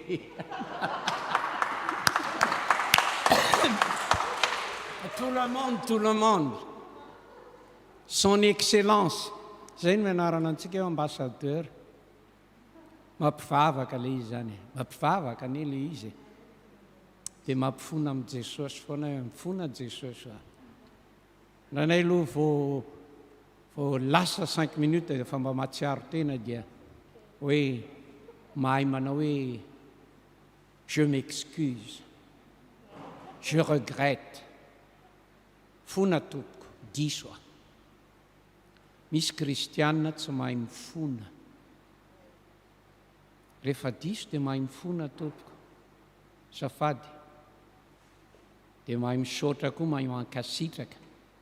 Thank you. Thank you. Raha le olona hafahafa iny nanao le zavatra tsara, marina raha hiteny thank you an'iny. Kanefa zany tompoko tena au niveau tena hoe au ras du sol, c'est la chrétienté au ras du sol, la vie chrétienne au ras du sol. Ary io le antsoina hoe authentique, authentique. Tu es un chrétien authentique. Io koa no ezahantsika amin'ny fiangonana. Bien sûr, il y aura toujours olona manadala ao amin'ny fiangonana. Aza manantena hoe fiangonana 100% tsara ny fiangonanareo. Sambatra izay misy an'izany mampitsoaka koa zany olona 100% tsara tsisy diso zany. Fa ny olona ato olona tsy tanteraka mianatra mifamelaka, mifampahery, mifampitondra, zany no ataontsika. Io le hoe fiombonana, koinonia. Io le antsoina hoe agape. Agape teny tsy le sakafo mahafinaritra tsara be ohatra ny androany atoandro ihany ny agape. Fa fitiavana, tena fitiavana, aoka ny fitiavana ozy izy ho amin'ny fahamarinana. Que l'amour soit sincère. Sincère. Lavabe io raha horesana fa ny baiboly, ny etika kristiana rehetra dia momba ny eo. Ny fahatelo dia ny hoe famakinany mofo, Jesosy Kristy, ny tena sy ny rahan'i Jesosy, mandray famelan-keloka ary mizara famelan-keloka. Zay, mahatsiaro an' Jesosy. Indraindray tsika ny manadino an' Jesosy keo. Dia hoy Jésus nataovy ho fahatsiarovana. Juste pour que tu ne m'oublies pas, prends mon corps, prends mon sang. Ne m'oublie pas. Azadino ahy e. Ranay rehefa variana amin'ilay olona mahafinaritra anao iny anao dia adinonao. Mahafinaritra le movie, le cinéma dia adino. Aza manadino an' Jesosy. Mamaky ny teniny. Farany amin'ny mivavaka, efa niteneniko amintsika teo hoe mila mivavaka. Mila mivavaka, dia mivavaka, dia mivavaka. Vakio ny testameta vaovao exemple na mivavaka. Testameta taloha olona mivavaka. Hafa ny olona mivavaka. Hafa ny kristianina mivavaka. Ny teneniko koa dia zao, ampianaro hivavaka ny olona tompoko. Ampianaro hivavaka. Misy ny olona mba te hivavaka fa tsy hainy. Na koa raha vao mahita mivavaka tsara tarehy iny izy dia complexé izy. Za to tsy mba hivavaka ohatra ny Daniel iny mihitsy ny keo. Dia tsy mety hivavaka izy. Ahoana ary sika rery no mivavaka? Ampianaro mivavaka ny olona. Ampianaro mivavaka ny ankizy. Ampianaro. Tout le monde a appris, nous avons appris le b.a.-ba de l'alphabet, des mathématiques, de la langue, de la géographie. Ahoana ary tsika nevritsika hoe tonga dia mahay mivavaka ny olona raha tsy ampianarina. Tsika miteny hoe izy manana mifanahy masy. Asa mila ampianarina koa tompoko. Dia mila mifampianatra ampianaro. Atanjaka. Ndraindray le hoe hanao fotoam-bavaka dia tena ohatrany hoe tena on se sent gêné, mal à l'aise. Il faut vaincre ça. Tenenina ny olona mianatra tsika. Fa rehefa avy eo mahay dia finaritra amin'ilay izy. Ny andininy fa 7 ka hatramin'ny fa 7 mahafinaritra be ny tena fifankatiavana kristianina. To tsy tena vitantsika tsony reo. Let 43-47. Manampy amin'ny olona sahirana. Raha misy sahirana dia manampy. Arak'izay azo atao. Manome. Miasa mba azotsika manome miantra ny malahelo. On est appelé à être généreux, à aimer avec les actes, non pas seulement par la parole.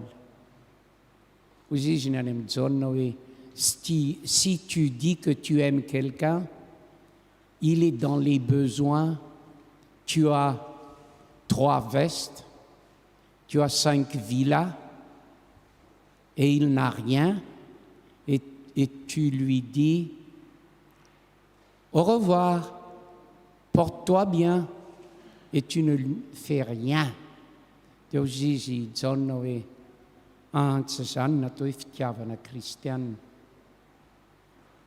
Fampianaran'i Jesosy de hoe miasa, bien sûr pour subvenir à tes besoins, à ta famille, à ton église, mais aussi pour aider ceux qui n'en ont pas.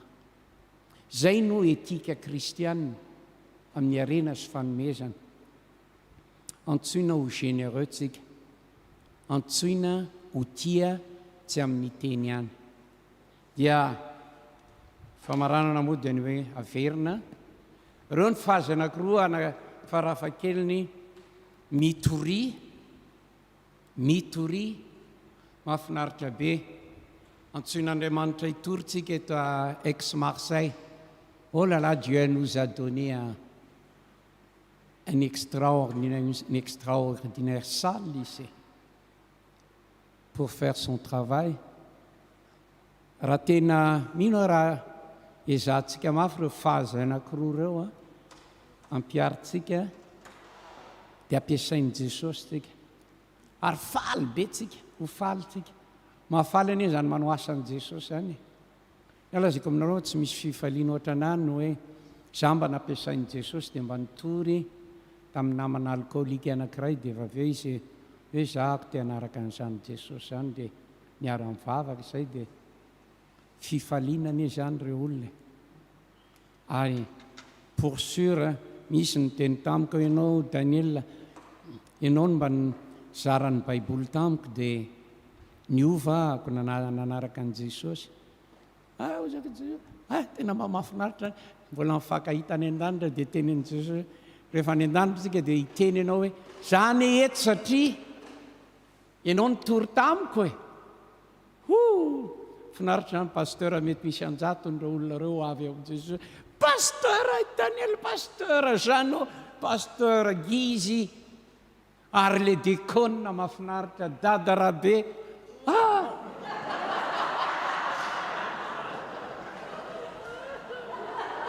Ben, c'est la plus grande joie, oui.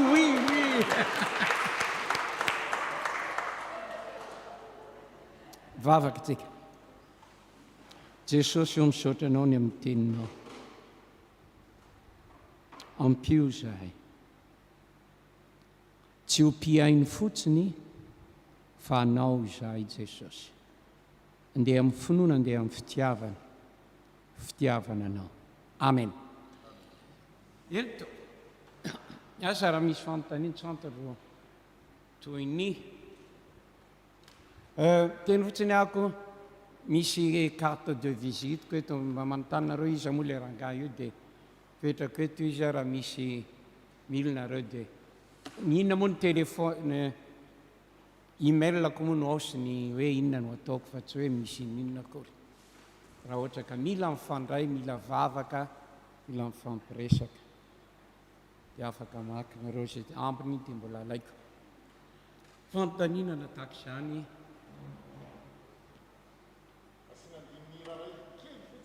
Ento.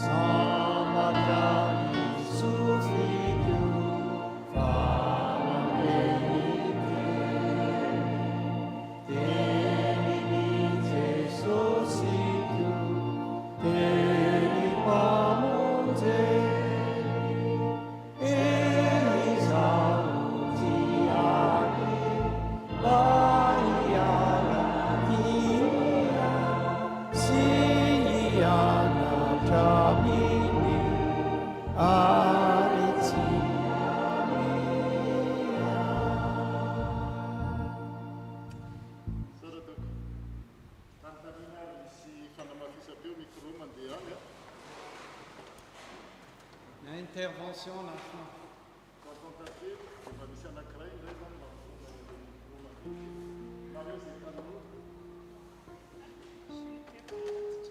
Viens tenter.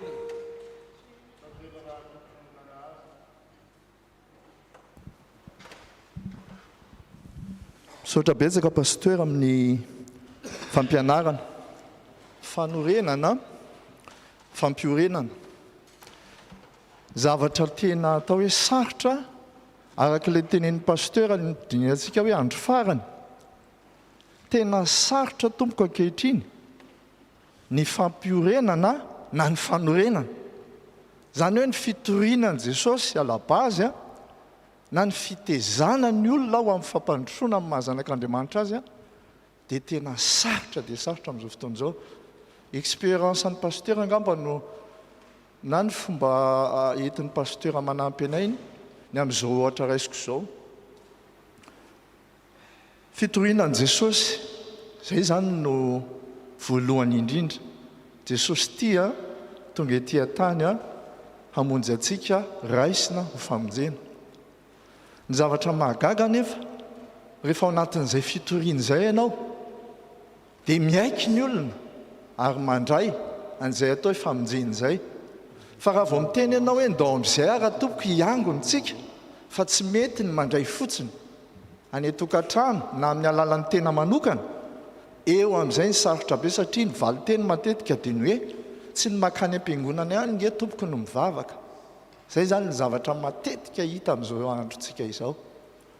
Zavatra iray faharoa nefany rehefa tonga ao am-piangonana zany, entinao am-piangonana ny olona ho tezaina androso amin'ny mahazanak'Andriamanitra azy, dia izao ny zavatra tena sarotra. Nefany efa navalin'ny pasteur ihany, tsy ny olona no manova fa ny fanahy masina no miasa amin'ilay olona. Eo zany ny hoe aiza ho aiza tokoa ilay faharetana, satria tsy afaka manery olona zany ianao. Ary matetika ny zavatra mitranga ankehitriny dia ny hoe ilay zavatra tian'ny olona ny tedavina na tiany ampanjakaina mihoatra no ilay zavatra tian'Andriamanitra hiainana. Eo zany tena sarotra be mihitsy, ary izay no asany ohatra ny Amerika sy ny sisa hoe ahoana no azahoana manazava sy manentana ny olona fa tsy ny sitrapon'ny olona intsony amin'ny maha-olaza ilay teny teo. Raha ilay Jesosy Kristy mitoetra ao anatiny no tiano atao, fa ilay sitrapon'ny tompo no ezahany amonona ny maha izy azy androsony amin'ny mahazanak'Andriamanitra azy. Misy exemple ohatr'izao ny raisiko tamina olona anankiray hoe zaho izy tsy zaho izy efa mivavaka ka jereo ny zavatra ataony any am-piangonana sy ny sisa, fa aloha zaho ohatra fa zaho izy tena mino an Jesosy ary mandray azy. Dia nisy zavatra ohatr'izao ny teneniko tamiko, ianao manambady amanjanaka tompoko, ahoana ny eritreritrao? Raha mananjanaka ray ianao, iteny ary ianao hoe andao tsika mianakavy hiaraka hisakafo, dia ozy io zazy io dadasineny fantatro ny ataonareo fa tsy maintsy andray lovia sotry ianareo dia hinana, fa za tsy hiaraka aminareo. Eritrereto amin'izany hoe raha io zanaka io zany ny teny anao amin'izay fotoana izay hoe hiaraka hisakafo tsika na hoe mba andao tsika hiaraka hitsangatsangana, dia teny io zazy hoe efa fantatro ny ataonareo fa hivoaka ny trano sy ny sisa, fa tsy hiaraka amintsika mihitsy izy na tsy hiaraka aminao mihitsy. Inona moa ny tena mahazanaka ankonana ray anareo? Ohatrohatr'izay zany no ohatrany hoe hevitra netiko ihany ampifahatarana sy fio-Andriamanitra io mila ny zanany miaraka aminy miara-miombona miara-mitombo zany. Kanefa hitako fa sarotra zay amin'izao zavatra izao misy ainantsika izao dia nahatonga iteny hoe na ny fanorenana na ny fampiorenana dia sarotra no lay mbola eo ihany ngamba zany le hoe izaho araka le ohatra tamin'ny maraina. Zay tompo tsy fantatro hoe inona amintsika hoe misy fomba tsy fantatro hoe ahoana na inona, fa sarotra zay satria mivavaka natao zany fa araka ilay teny teo fanamasina manova, dia zay zany hoe apetraka amin'ny tompo ve zany sisa le zay ambony eo, fa tsy tokony hakivy nefa maha-olombelona ianao mba mahita ihany hoe mba tokony na asa saotra tompoko. Antsika mamaly an'izay fa tsy zany te hamaly an'izay. Iny eto misy mitsangana ny ray fitenena. Anome micro ka.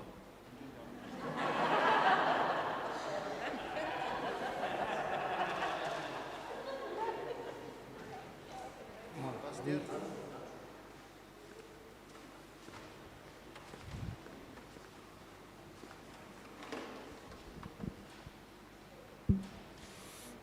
tompo dia mbola misaotra ny pastera nampianatra dia na amiko amin'le hitako hoe ny tena sarotra raisina manokana zany singana ho an'ny fiangonana malagasy ohatra hoe ny Ex Marseille eo amin'le fampiorenana no manahirana satria izay zany no tsikarotro hoe isika malagasy miara-mivavaka miara-miangona fa tsy miara-miaina nefa amiko le fiaraha-miaina araka ny tenen'ny ray aman-dreny teo hoe le amin'le tanam-boky vokoa moa le miakatra zany le fandraisantsika amin'Andriamanitra dia le horizontal fandraisana amintsika vahoaka an'Andriamanitra tsika samy ambassadeur dia le fiaraha-miaina tsy ampy nefa rehefa miara-miaina ianao ohatra ny amin'ny tentsika malagasy dia ny ray vatsy ray aina dia rehefa zay zavatra izay a ny hitako hoe ao amin'le fampiorenana raha fijeriko amin'ny communauté hafa eto Marseille zao ohatra hoe ny communauté arméniane jiosy na ny comoriana ara zareo tena miray aina mifanampibetsaka dia zay ny hitako eo amin'le fampiorenana zany no mila ao amafisina ary ho atao fa mino afa-tsy sarotra zany rehefa ray vina zany hoe eny ohatran'izay moa no teneniko hoe rehefa ray vina dia ray dina dia miray ina dia mifankaty amin'ny farany dia mandroso ny fiangonan'Andriamanitra misaotra tompoko. Misaotra tompoko. Eny tompoko izay manana remarka koa fa tsy hoe voatery hamaly fanontaniana fa fanakalotsika. Raha ny tenenina teo zany a ny an'ny rahala tantely tatsy dia hoe ray ny olona mandà satria hoe fiangonana ihany ko ngamo voatery eo amin'ny fiangonana dia misy ny zavatra na olona fanao izay ataontsika ambony no Andriamanitra dia sarotra ozy izy le fiainana kristianina amin'izay lafin'izay dia teny rahalahy tatsy indray moa dia ny hoe raha miray dina dia miray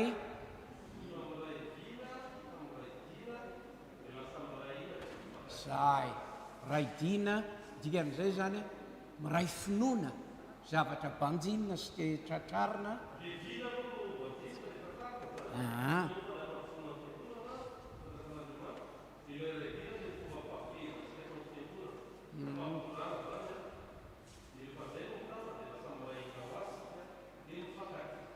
saotra to ia misy hafa misy zavatra hafa koa zay tiantsika tenenina atsy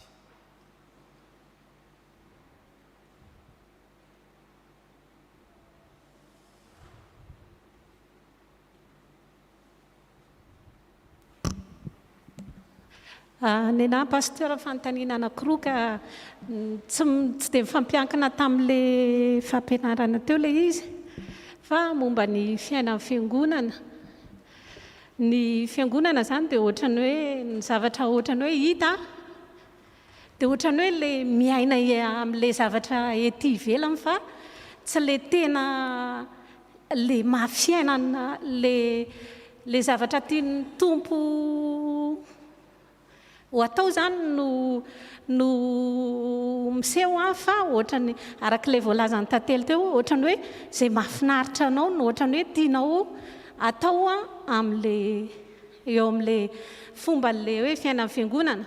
Ohatra anankiray pasteur tsy maintsy ve raha ohatra ka hoe ny mpitandrina raha ohatra ka hoe mampandray ny fanasan'ny tompo tsy maintsy hoe voatery tsy maintsy manao robe pastorale.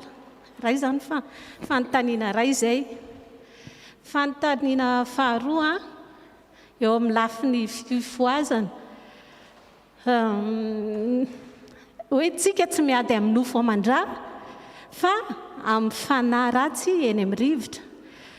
Ka ny fanontaniako pasteur rehefa le fotoana fanalana devoly dia tsy maintsy hoe sokafana ny trano satria tsika miady amin'ny fanahy tsy hoe iny andeha hivoaka ny varavarana eny varaka ny mafana zay amin'ny rivotra amin'ny sainao ohatra zany a dia any zany tsy maharesy lahatra koa amin'izay zavatra anankiray zay za manaiky ny asan'ny fifoazana fa amin'izay zavatra anankiray zay zany ny hitako hoe zay le lafinety ivelana zany hoe ohatrany hoe le zavatra madinidinika ohatra zay zany sotra tompo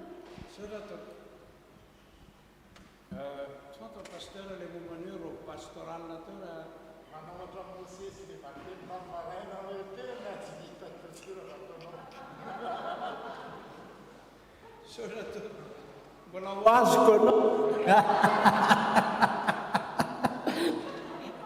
sotra to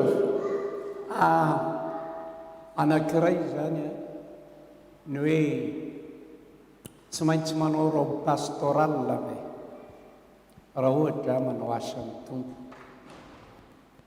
voalohany aloha hoe ny tena qualification amin'ny asan'Andriamanitra dia le fahadiovanao anaty fahadiovany fo fanahy eo anatrehan'Andriamanitra ahoana ny aspect extérieur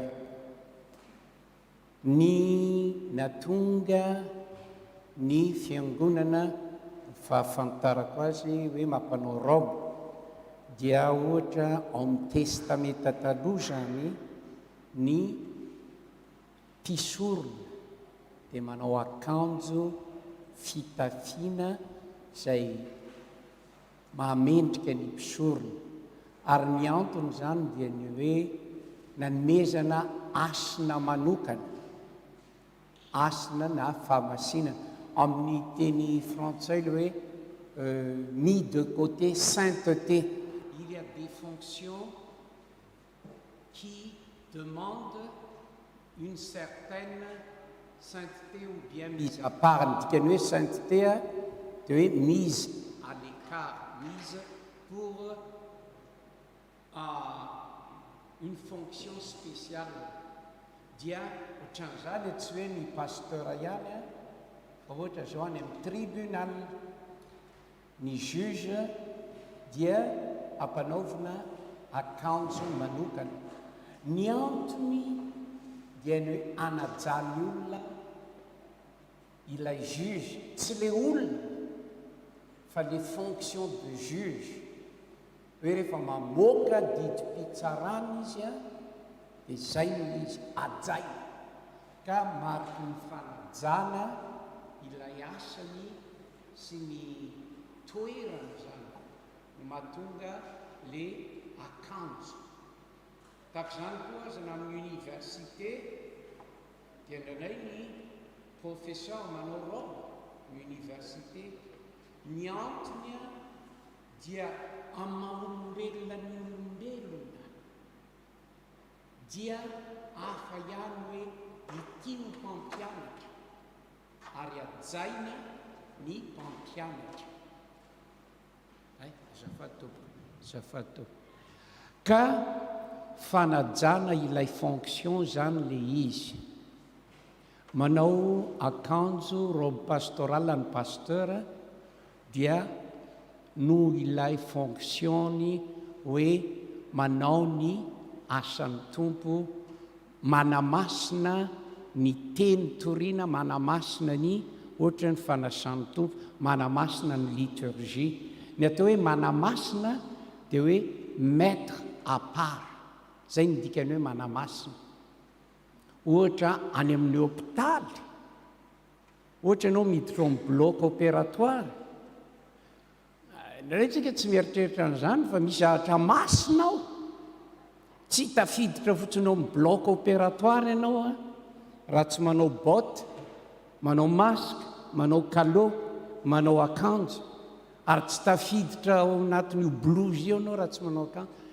ny antony dia hoe masina apara le fonctionnao zay zany no mazava-dehibe ary mahatonga ny hoe pasteur manao za mety saika mba nanao ihany tamin'ny maraina fa mafana be eto dia fa mba nahita amin'ny pasteur tsy nanao dia mba tsy nanao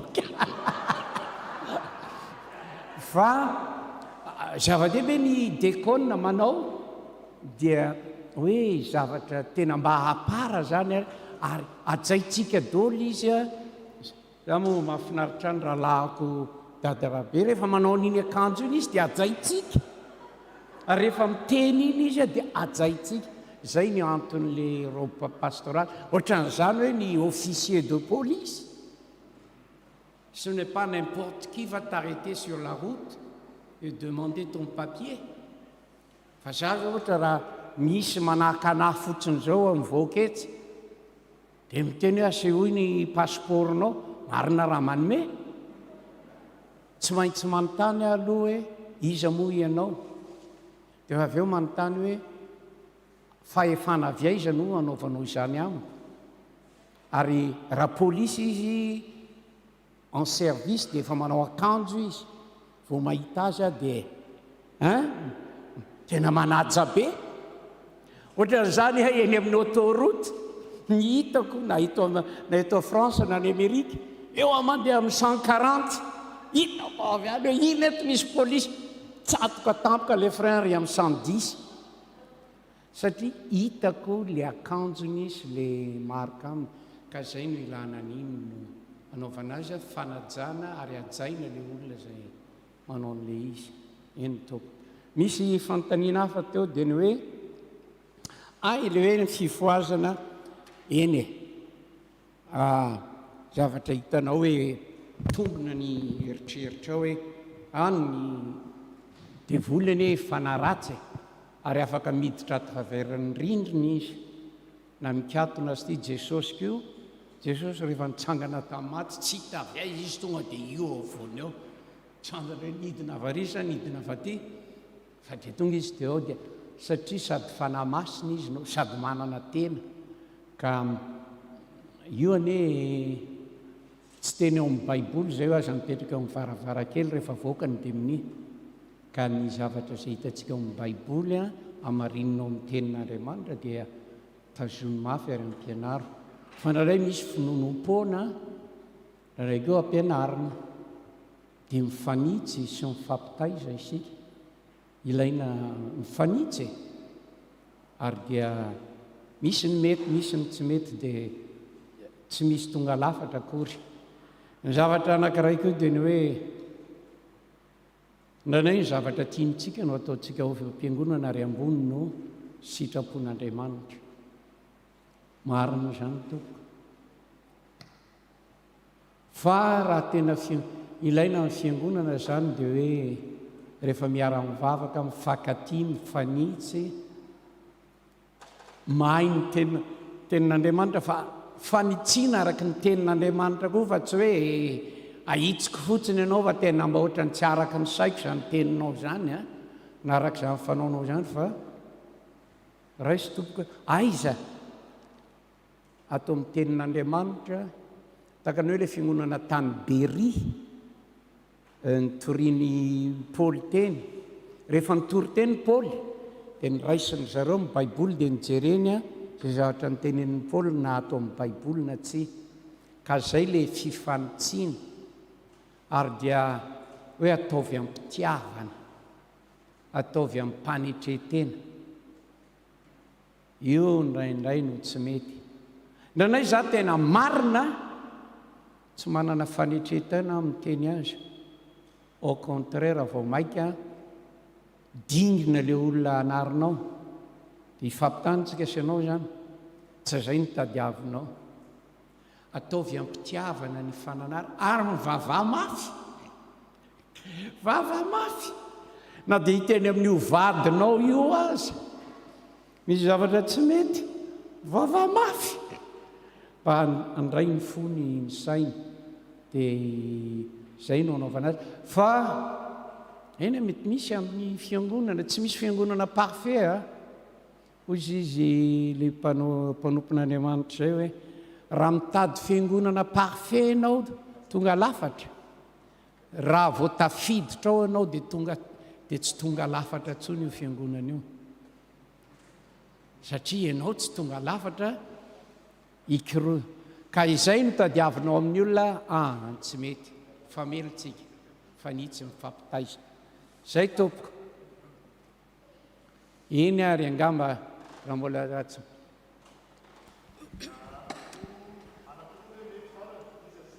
Ahoana ty ianao? Ao dia Nenitoa tokoa. Ato raiko Mandeha izako hono. zay. Ny atopoko fanontaniana. Isika moa raha ambassadeur-ny Kristy mitondra ny teny raha ambassadeur-ny Kristy mitondra ny fampianaran'ny Kristy. Ahoana topoko tena tokony hanazavana amin'ny olona sy mikasika ny batisa. Ny batisa ny ankizy sy ny batisa fanoroany ny adulte zany rehefa vita batisa ankizy ary izay topoko ny fanontaniana. Zay manko ny tena sujet amin'izao fotoana izao ny tena mahazo ny fiangonana aty aminay. Sao topoko. Ny hoe batisa fanoroany. Efa noteneniko aminareo teo moa ny hoe batisa ny zazakely. Tokony safoko kely ihany izy. Fa be dehibe ny antony ara-tsoratra masina izay mahatonga ny fiangonana manao batisa ny zaza. Manome santionany aminareo ao amin'ny Korintianina voalohany toko voalohany. Ny batisa hitantsika amin'ny testamenta vaovao koa misy ny batisa n'olon-dehibe. Batisa n'olon-dehibe dia batisa ny olona jentilisa mivadika kristianina. Ary jentilisa zay vao tonga kristianina. Ka izy tsy afaka efa 50 ans izy no mivadika kristianina. 50 ans izy no atao batisa. 16 ans izy mivadika kristianina, 16 ans izy no atao batisa. Misy ny sasany mety 90 ans efa hialaina no ataovy batisa, zay izy ho atao batisa. Fa misy koa le hoe tokantrano kristianina, dadany mamany kristianina ary ny zanany tiany atao batisa. Manazava ny hoe mahatonga ny fiangonana manao batisa ny zaza. Ny batisa dia anankiray mitovy amin'ny famorana atao amin'ny testamenta taloha. Ny famorana dia hoy Andriamanitra hoe forana ny zanakareo lahy 7 andro. Vao 7 andro. Genesisy toko 17. Io zaza io tsy ny andro hoe arisaina. Ny reo zaza kely teo amin'ny Abrahama tao hoe 7 andro dia tonga dia natao batisa. Natao fora, circoncision. Dia hozy izy Andriamanitra hoe ny circoncision dia mariky ny aliansako aminao sy ny taranakao. Ka ny aliansako dia aminao sy ny zanakao. Ka zay koa ny raisin'ny kristianina. Ny batisa dia mariky ny aliansa andraisan'Andriamanitra anay mianakavy, andraisany an'io zanako. Ny circoncision amin'ny testamenta taloha tsy misy hoe andrasana hoe andrasa arisaina vao atao circoncision. Fa rehefa ny dada sineny izy, dada sineny mpanaraka ny Jehova, ny zanako manaraka ny Jehova, any Jehova. Zay zany antony anankiray. Fa misy koa eo amin'ny asan'ny apôstôly zay hitantsika azy hoe Korintianina voalohany toko voalohany. Hoy Paoly hoe misaotra an'Andriamanitra aho izy fa tsy nanao batisa firy taminareo, mba tsy lazana hoe za mpanao batisa. Zaho izy Paoly mpitoro ny tena asako. Fa manao batisa rehefa tokony hanao batisa.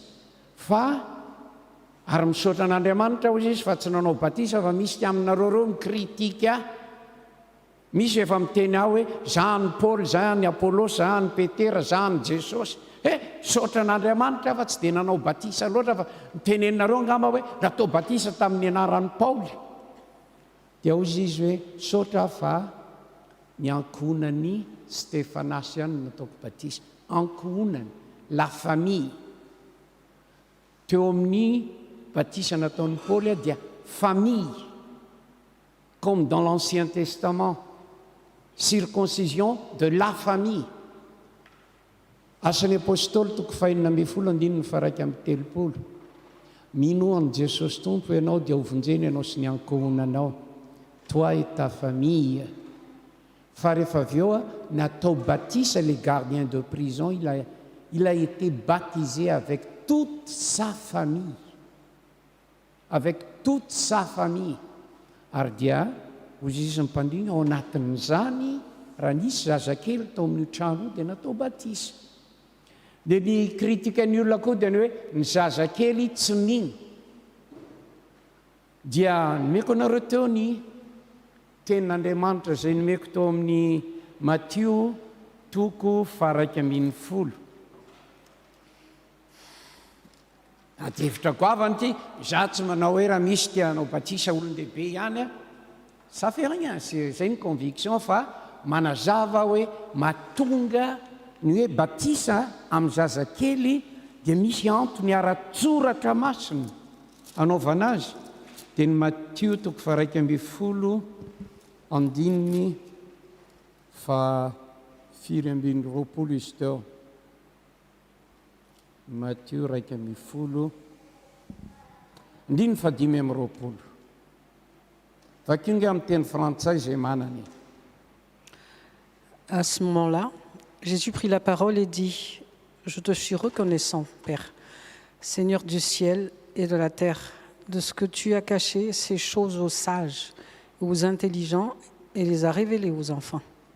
Oui, tu les as révélés aux enfants, aux petits-enfants, pai Dios, amin'ny teny grika le zazakely minono. Nafenao amin'ny olona manam-pahaizana zany, amin'ny professeur agrégé, amin'ny théologien ambony be, nampafantarinao ny zazakely. Ça, c'est un miracle de Dieu, c'est une volonté de Dieu. Ny finoana, zavatra tena ady hevitra ngeza be eto a dia izao, ireo le olona le tena tsy manaiky fa tsy maintsy atao batisa olon-dehibe. Dia ny hoe mila connaissance vao atao batisa. Quand est-ce que tu auras jamais la complète connaissance de Dieu? Quand?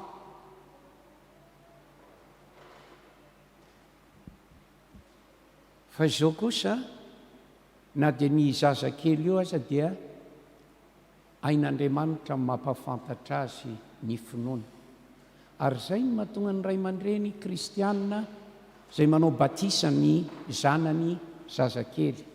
Ary na dia mbola hoe na 7 andro na 2 volana dia ataony batisa. Ary ambonin'izany a ny batisa andraisana fahasoavana, fitahiana avy amin'Andriamanitra. Atolotrao an'Andriamanitra izy ianao matoky fa Andriamanitra no androtsaka ny fahasoavana sy fitahiny amin'io zaza io. Plus que toi les parents et plus que toi un adulte baptisé. Zay ny ka ny hoe ahoana ny olona atao rebaptisé, zay moa no atao hoe anabatisme. Ny atao hoe anabatisme dia hoe baptisé de nouveau. Zay ny tikany hoe anabatista dia avy amin'izany ny viany hoe batista sy ny mahatonga ny hoe batisa n'olon-dehibe anabatista. Izy tsy mety fa averina mandeha rehefa batisa natao araka ny tenin'Andriamanitra, ça tient, c'est bon. Il n'y a plus de raison de refaire. Fa zao matoa izy manao hoe za ataovy batisa indray mandeha, zany hoe le batisa ny taloha zany tsy fantany akory ny dikany. Zay ny antony. Fa si toi, tu connais pourquoi tu as été baptisé dans ton enfance et tu as été informé sur ce que Dieu a fait pour toi dans ton enfance, dans ton baptisme, dans ton baptême, tu ne changeras jamais pour un autre baptême. C'est un vrai baptême. Jésus t'a accepté, tu as été mis en Jésus, même quand tu ne pouvais même pas parler. Hitanareo a lazain'ny olona tsy mino ny zazakely. Rehefa namangy any Elizabeta Maria renin'i Jesosy. Rehefa namangy any Elizabeta Maria renin'i Jesosy, tonga tao an-trano izy roa. Inona miseho tao an-kibon'i Elizabeta? Mitsizaka. Tambikimikina le tao anaty kibo. Ahoana? Satria hozy izy hoe fantany Jesosy. Izy any anaty kibo. Il n'était même pas né. Et ne me dis pas qu'un bébé n'a pas d'esprit et de connaissance.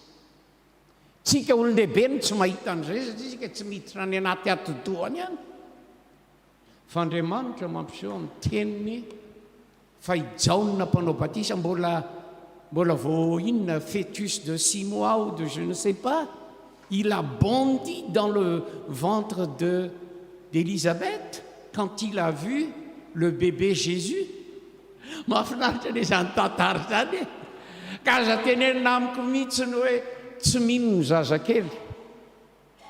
Ary dia hozy izy ny tenin'Andriamanitra avy amin'ny zaza nono nanandratanao ny fiderana.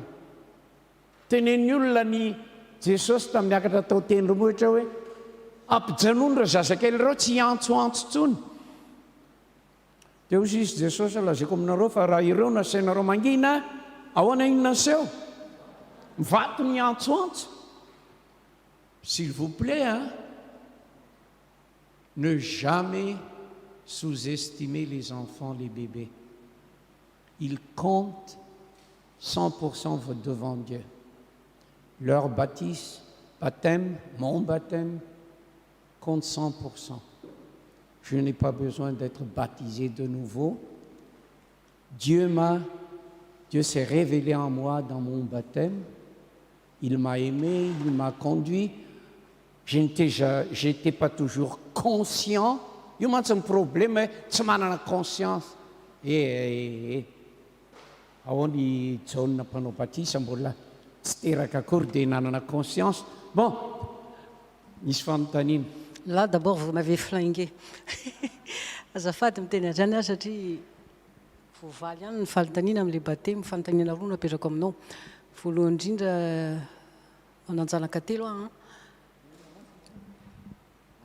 Mbola tsy ry fogna zany. Un peu plus fort, s'il te plaît. Dia tsy nanolotra ny zanako tambola kely fa nanolo tena ny menada. Fa ny anankiray zany mbola tsy nanolo tena mandrakity ny androany. Donc là, je reçois un peu un clic. Je ne sais pas. Je dois être là. Boum. OK. Donc efa 10 amby efapolo taona izy zao mbola tsy nanolo tena mandrakity ny androany. Fa dia apetraka amin'ny tompo comme l'espoir. Vous dites que ça... Voilà. Farouk manarakarak'izay, qu'en est-il de ça déjà après? Qu'en est-il déjà de ce que j'ai fait? Mivalin'izay momba mibatisa. Farouk manaraka an'izay fanontaniana amin'ilay hoe mangataka amin'ny tompo patience. Mahazo antsika rehetrarehetra angamba zany. J'ai trouvé une petite astuce, si ça peut aider tout le monde, c'est que rehefa misy zany olona masika amiko na mijery ahy na tezitra mba tsy atezerako aminy dia mijery azy ady izy ako hoe hoay ty olony ty konge ka tiany tompo. Ahoana no ankalanao azy raha tiany tompo koa ianao, raha tsapanao fa tiany tompo ianao aza mankahala azy fa tiany tompo koa io olona io. Ny zavatra mitranga dia tsy mankahala an'ilay olona fa milamina. Par contre tsy ny zavatra mitranga tout de suite après satria tsy dia voatery hoe anana an'Andriamanitra daony ny olona. Matetika ny zavatra mitranga dia mais comment est-ce que tu fais Nanou pour être aussi comme si de rien n'était? Je ne fais pas comme si de rien n'était. Je le fais vraiment parce que je n'ai rien contre toi. Mais ça se traduit comme le fait où est dia tena hoe raha ohatra ka maro izy no anatin'ny zavatra mitrango ampiasana zany zavatra tantarako zany a ka raha ohatra ka maro izy no tsy manana n'Andriamanitra ka mahatsapa an'izay zavatra iny a dia lasa ianao indray zany a no voavakavaka satria ohatrany hoe hafahafa dia raha matoty fa ohatrany to tsisy mampiotsina azy daholo no zavatra rehetra ataony. Je prie, on prie beaucoup, tout le monde prie, je sais que tout le monde prie aussi pour avoir cette sagesse, pour avoir aussi cette patience, pour avoir l'amour surtout, c'est ce que je fais souvent. Et il y a une chose que je voudrais aussi savoir, c'est que rehefa mivavaka ianao zany ka tonga eo amin'ilay toerana hoe mankahalanao io olona io kanefa vao surmontenao zay zavatra zay midika zany a ary zay ny zavatra mihitsy mahafaly ahako a dia midika fa tena hoe mitombo hatrany a eo amin'ny tompo ahako zay. Saotra tompoko. Saotra tompoko. Dia efa valinao zay hoe efa hitanao fa misaotra témoignage zay hoe rehefa maresy an'iny ianao a dia fantatra hoe saotra Jesosy fa mitombo a fantandrao sao dia gisitra milatsaka indray rehefa avy eo rehefa satria sarotra be a fa saingy zao kosa aloha rehefa naresy teo ianao a nahazo expérience ianao a entinao amin'ny manaraka iny ary efa hitakitanao hoe ohatran'izao koa niny fahatongavan'le fanorosorenany rehefa mandresy ianao a na koa rehefa miditra ao ampiasana ianao dia efa fantatrao koa matetika hoe zao indray zao ny andrasan'ny retsahako voici ce qu'ils vont me faire dia anjaranao ny mivavaka tany aloha ianao a isako manao an'iny ianao dia latsaka tu es tombé dans le piège à chaque fois. Et androany maraina ivavaka, moi je vais plus tomber dans le piège aujourd'hui. Je vais lui sourire, je vais prier, je vais dire merci et puis je vais faire mon chemin. Voilà. Et maintenant izy androany, yeah, ça a marché. Jésus était avec moi. Bon, ils vont recommencer demain. Farapitsundray ianao dia bon, je suis prêt, hein? On y va. Bon, d'accord, allez. Vous pouvez venir à 5, hein? Tonga indray anankidimy. Oh, thank you, Jesus. Resiko indray. Dia rehefa avy eo izy reraka ny izy. Izy koa ny reraka. Fa hitany ianao hoe cette fille-là, c'est un animal différent. Ary ho hitan'ny olona ao ampiasana anay izay fantany eny hoe ary ianao zany eny tsy ohatrany tsy manao ohatrany fanao ny hafa ohatrany lehilahy manao foot manopa daolony ao hein? Dans le vestiaire tout le monde se met à dire des gros mots tout ça na vehivavy eny amin'ny any fa rehefa tsy manao ianao a dia ataondry la hoe ohatrany gisa mainty iny a. Oui, tu es différent. Tu es le sel de la terre, tu es la lumière. Faisons. À la longue, ils vont noter ça et manajy anao aza misy izy rehefa ny oriana no miteny hoe fa maninona ka indrino tsy mba tezitra ohatran'ireny dia tu as maintenant l'occasion de donner ton témoignage. Ary misy ren'ilay tena mpamely reny mihitsiny a ho tonga any aminao ndray andro. Za tadito tamin'iza tany Akatso tao médecine zay mivavaka rehefa maraina manao groupe dia mamaky baiboly dia misy le namana avy any le tena les gros bras et tout ça isaka no mahita anay dia reny le ty mpivavaka tabatabany eran'io campus n'Ankatso on ne s'en fait pas.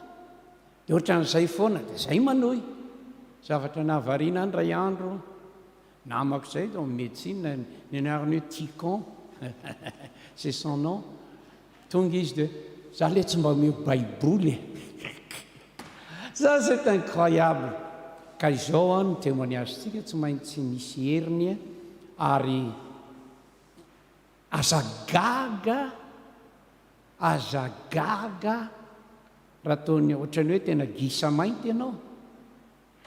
Ben oui, tu vas être la brebis au milieu des loups. zay nylazany Jesosy azy. Mais tu ne t'en fais pas et tu dis merci Jésus, donne-moi la force d'être ce que je suis en toi, d'être ton ambassadeur. Ndranay le asan'ambassadeur enjana be amin'ireny fotoanany conflit reny. Ohatra zao ianao ambassadeur eto amin'ity fireneny ity, kanefa le olona rehetrarehetra sy ny opinion publique contre an'le zavatra ataon'ny firenenao, c'est pas facile d'être un ambassadeur.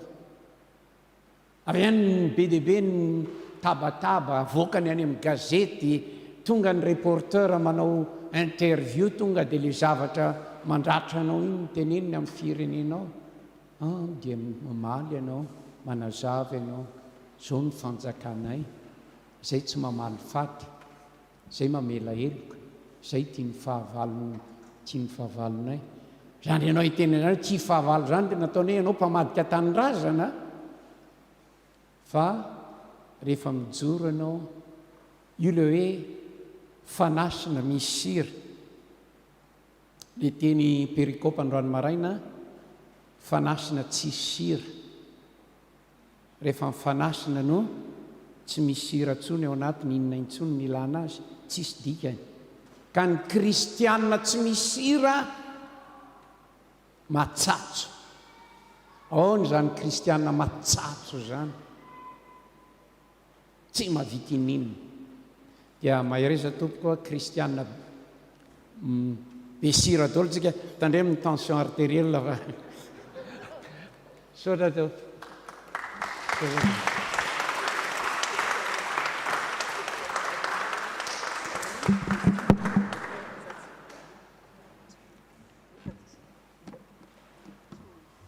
Raha mifaniriana dia resatresaka ifampizara eto foana, fa misy fetrany afaka moa ny zavatra rehetra raha mbola ety amin'ity tany ity isika.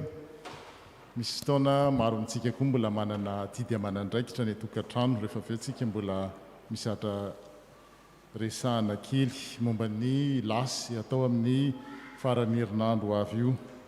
Fa dia tsy hainy tsy saotranao paster? Saotra tompoko.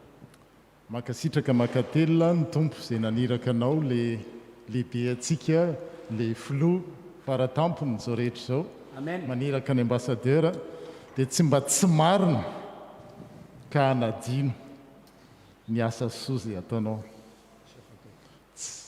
Tsy ianao no atoran'izany fa ny ainanao zany hoe rehefa manao ny asan'Andriamanitra dia izy ny mia aza manazy eo sotroanareo, zay eo tafianareo, zay hohaninareo, fa fantatry ny rainareo zany an-danitra fa tokony ho anareo zany, fa katsao aloha ny fanjakany sy ny fahamarinany.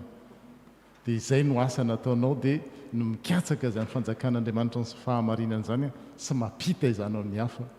Dia le tompo tokoa ane no ombanao sy ny ankonanao sy ny fiangonana, ny firenena, mampamangany amin'ny Donald Trump any.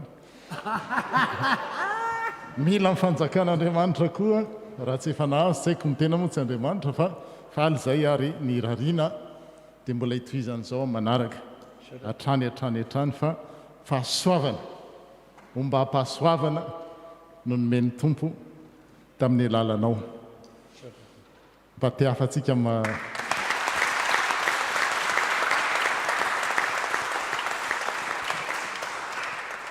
ny fiteny malagasy zay nitaizanantsika dia hoe raha misy manome zavatsoa, raha misy zavatsoa dia tsy misy ohatran'ny zavatra ny rahantsika teto. Afaka mipetraka paster sao dia vizana. Raha misy manome zavatsoa anao dia kingany teny hoe misaotra tompoko dia tena misaotra zay. Tsy haiko ny filoha, ny tambola, fa misy afaka dadarabe hono izy.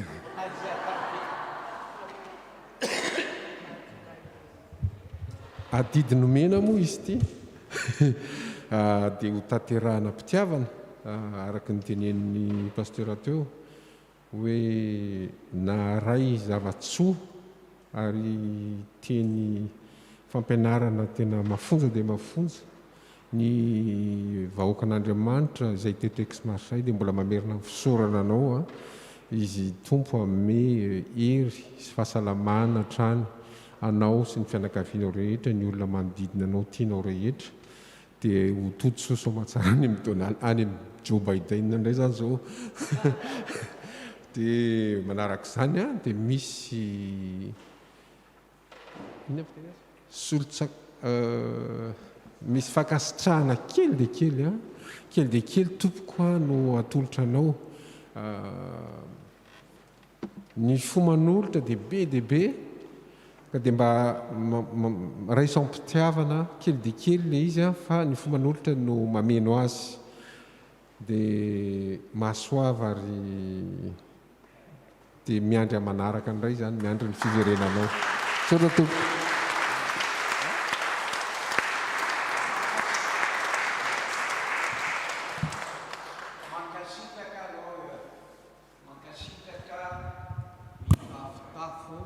mankasitraka pasteur mankasitraka anao dadarabe président ny fiangonana dia mankasitraka anareo rehetra faly tompoko faly ary dia zay no teny mahadika azy dia tahin'Andriamanitra ny fiangonana ex Marseille zay tahin Jesosy to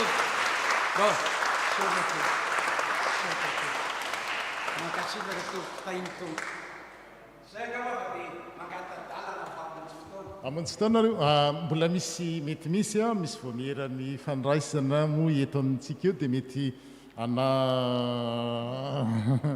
anatitra zavatra kely ihany zany hoe fianakaviana zany raha misy amintsika dia no maro-pakasitrahana dia aza misalasala manatona ny pasteur ao amin'ny 3 rue de Rapine ao Aix-en-Provence am'taty Olga izy no mipetraka raha ohatra ka misy amintsika ohatran'izany fa dia mirary soa pasteur mankasitraka iaraka hitsangantsika marana ny fotoana didy vaovao no meko anareo araka ny hira zay eo amin'ny fafana zafady raha misy nareo ny mailako ato dia afaka mandray raha misy aminy dia zaraina rehefa avy eo rehefa avy eo zaraina rehefa avy eo azafady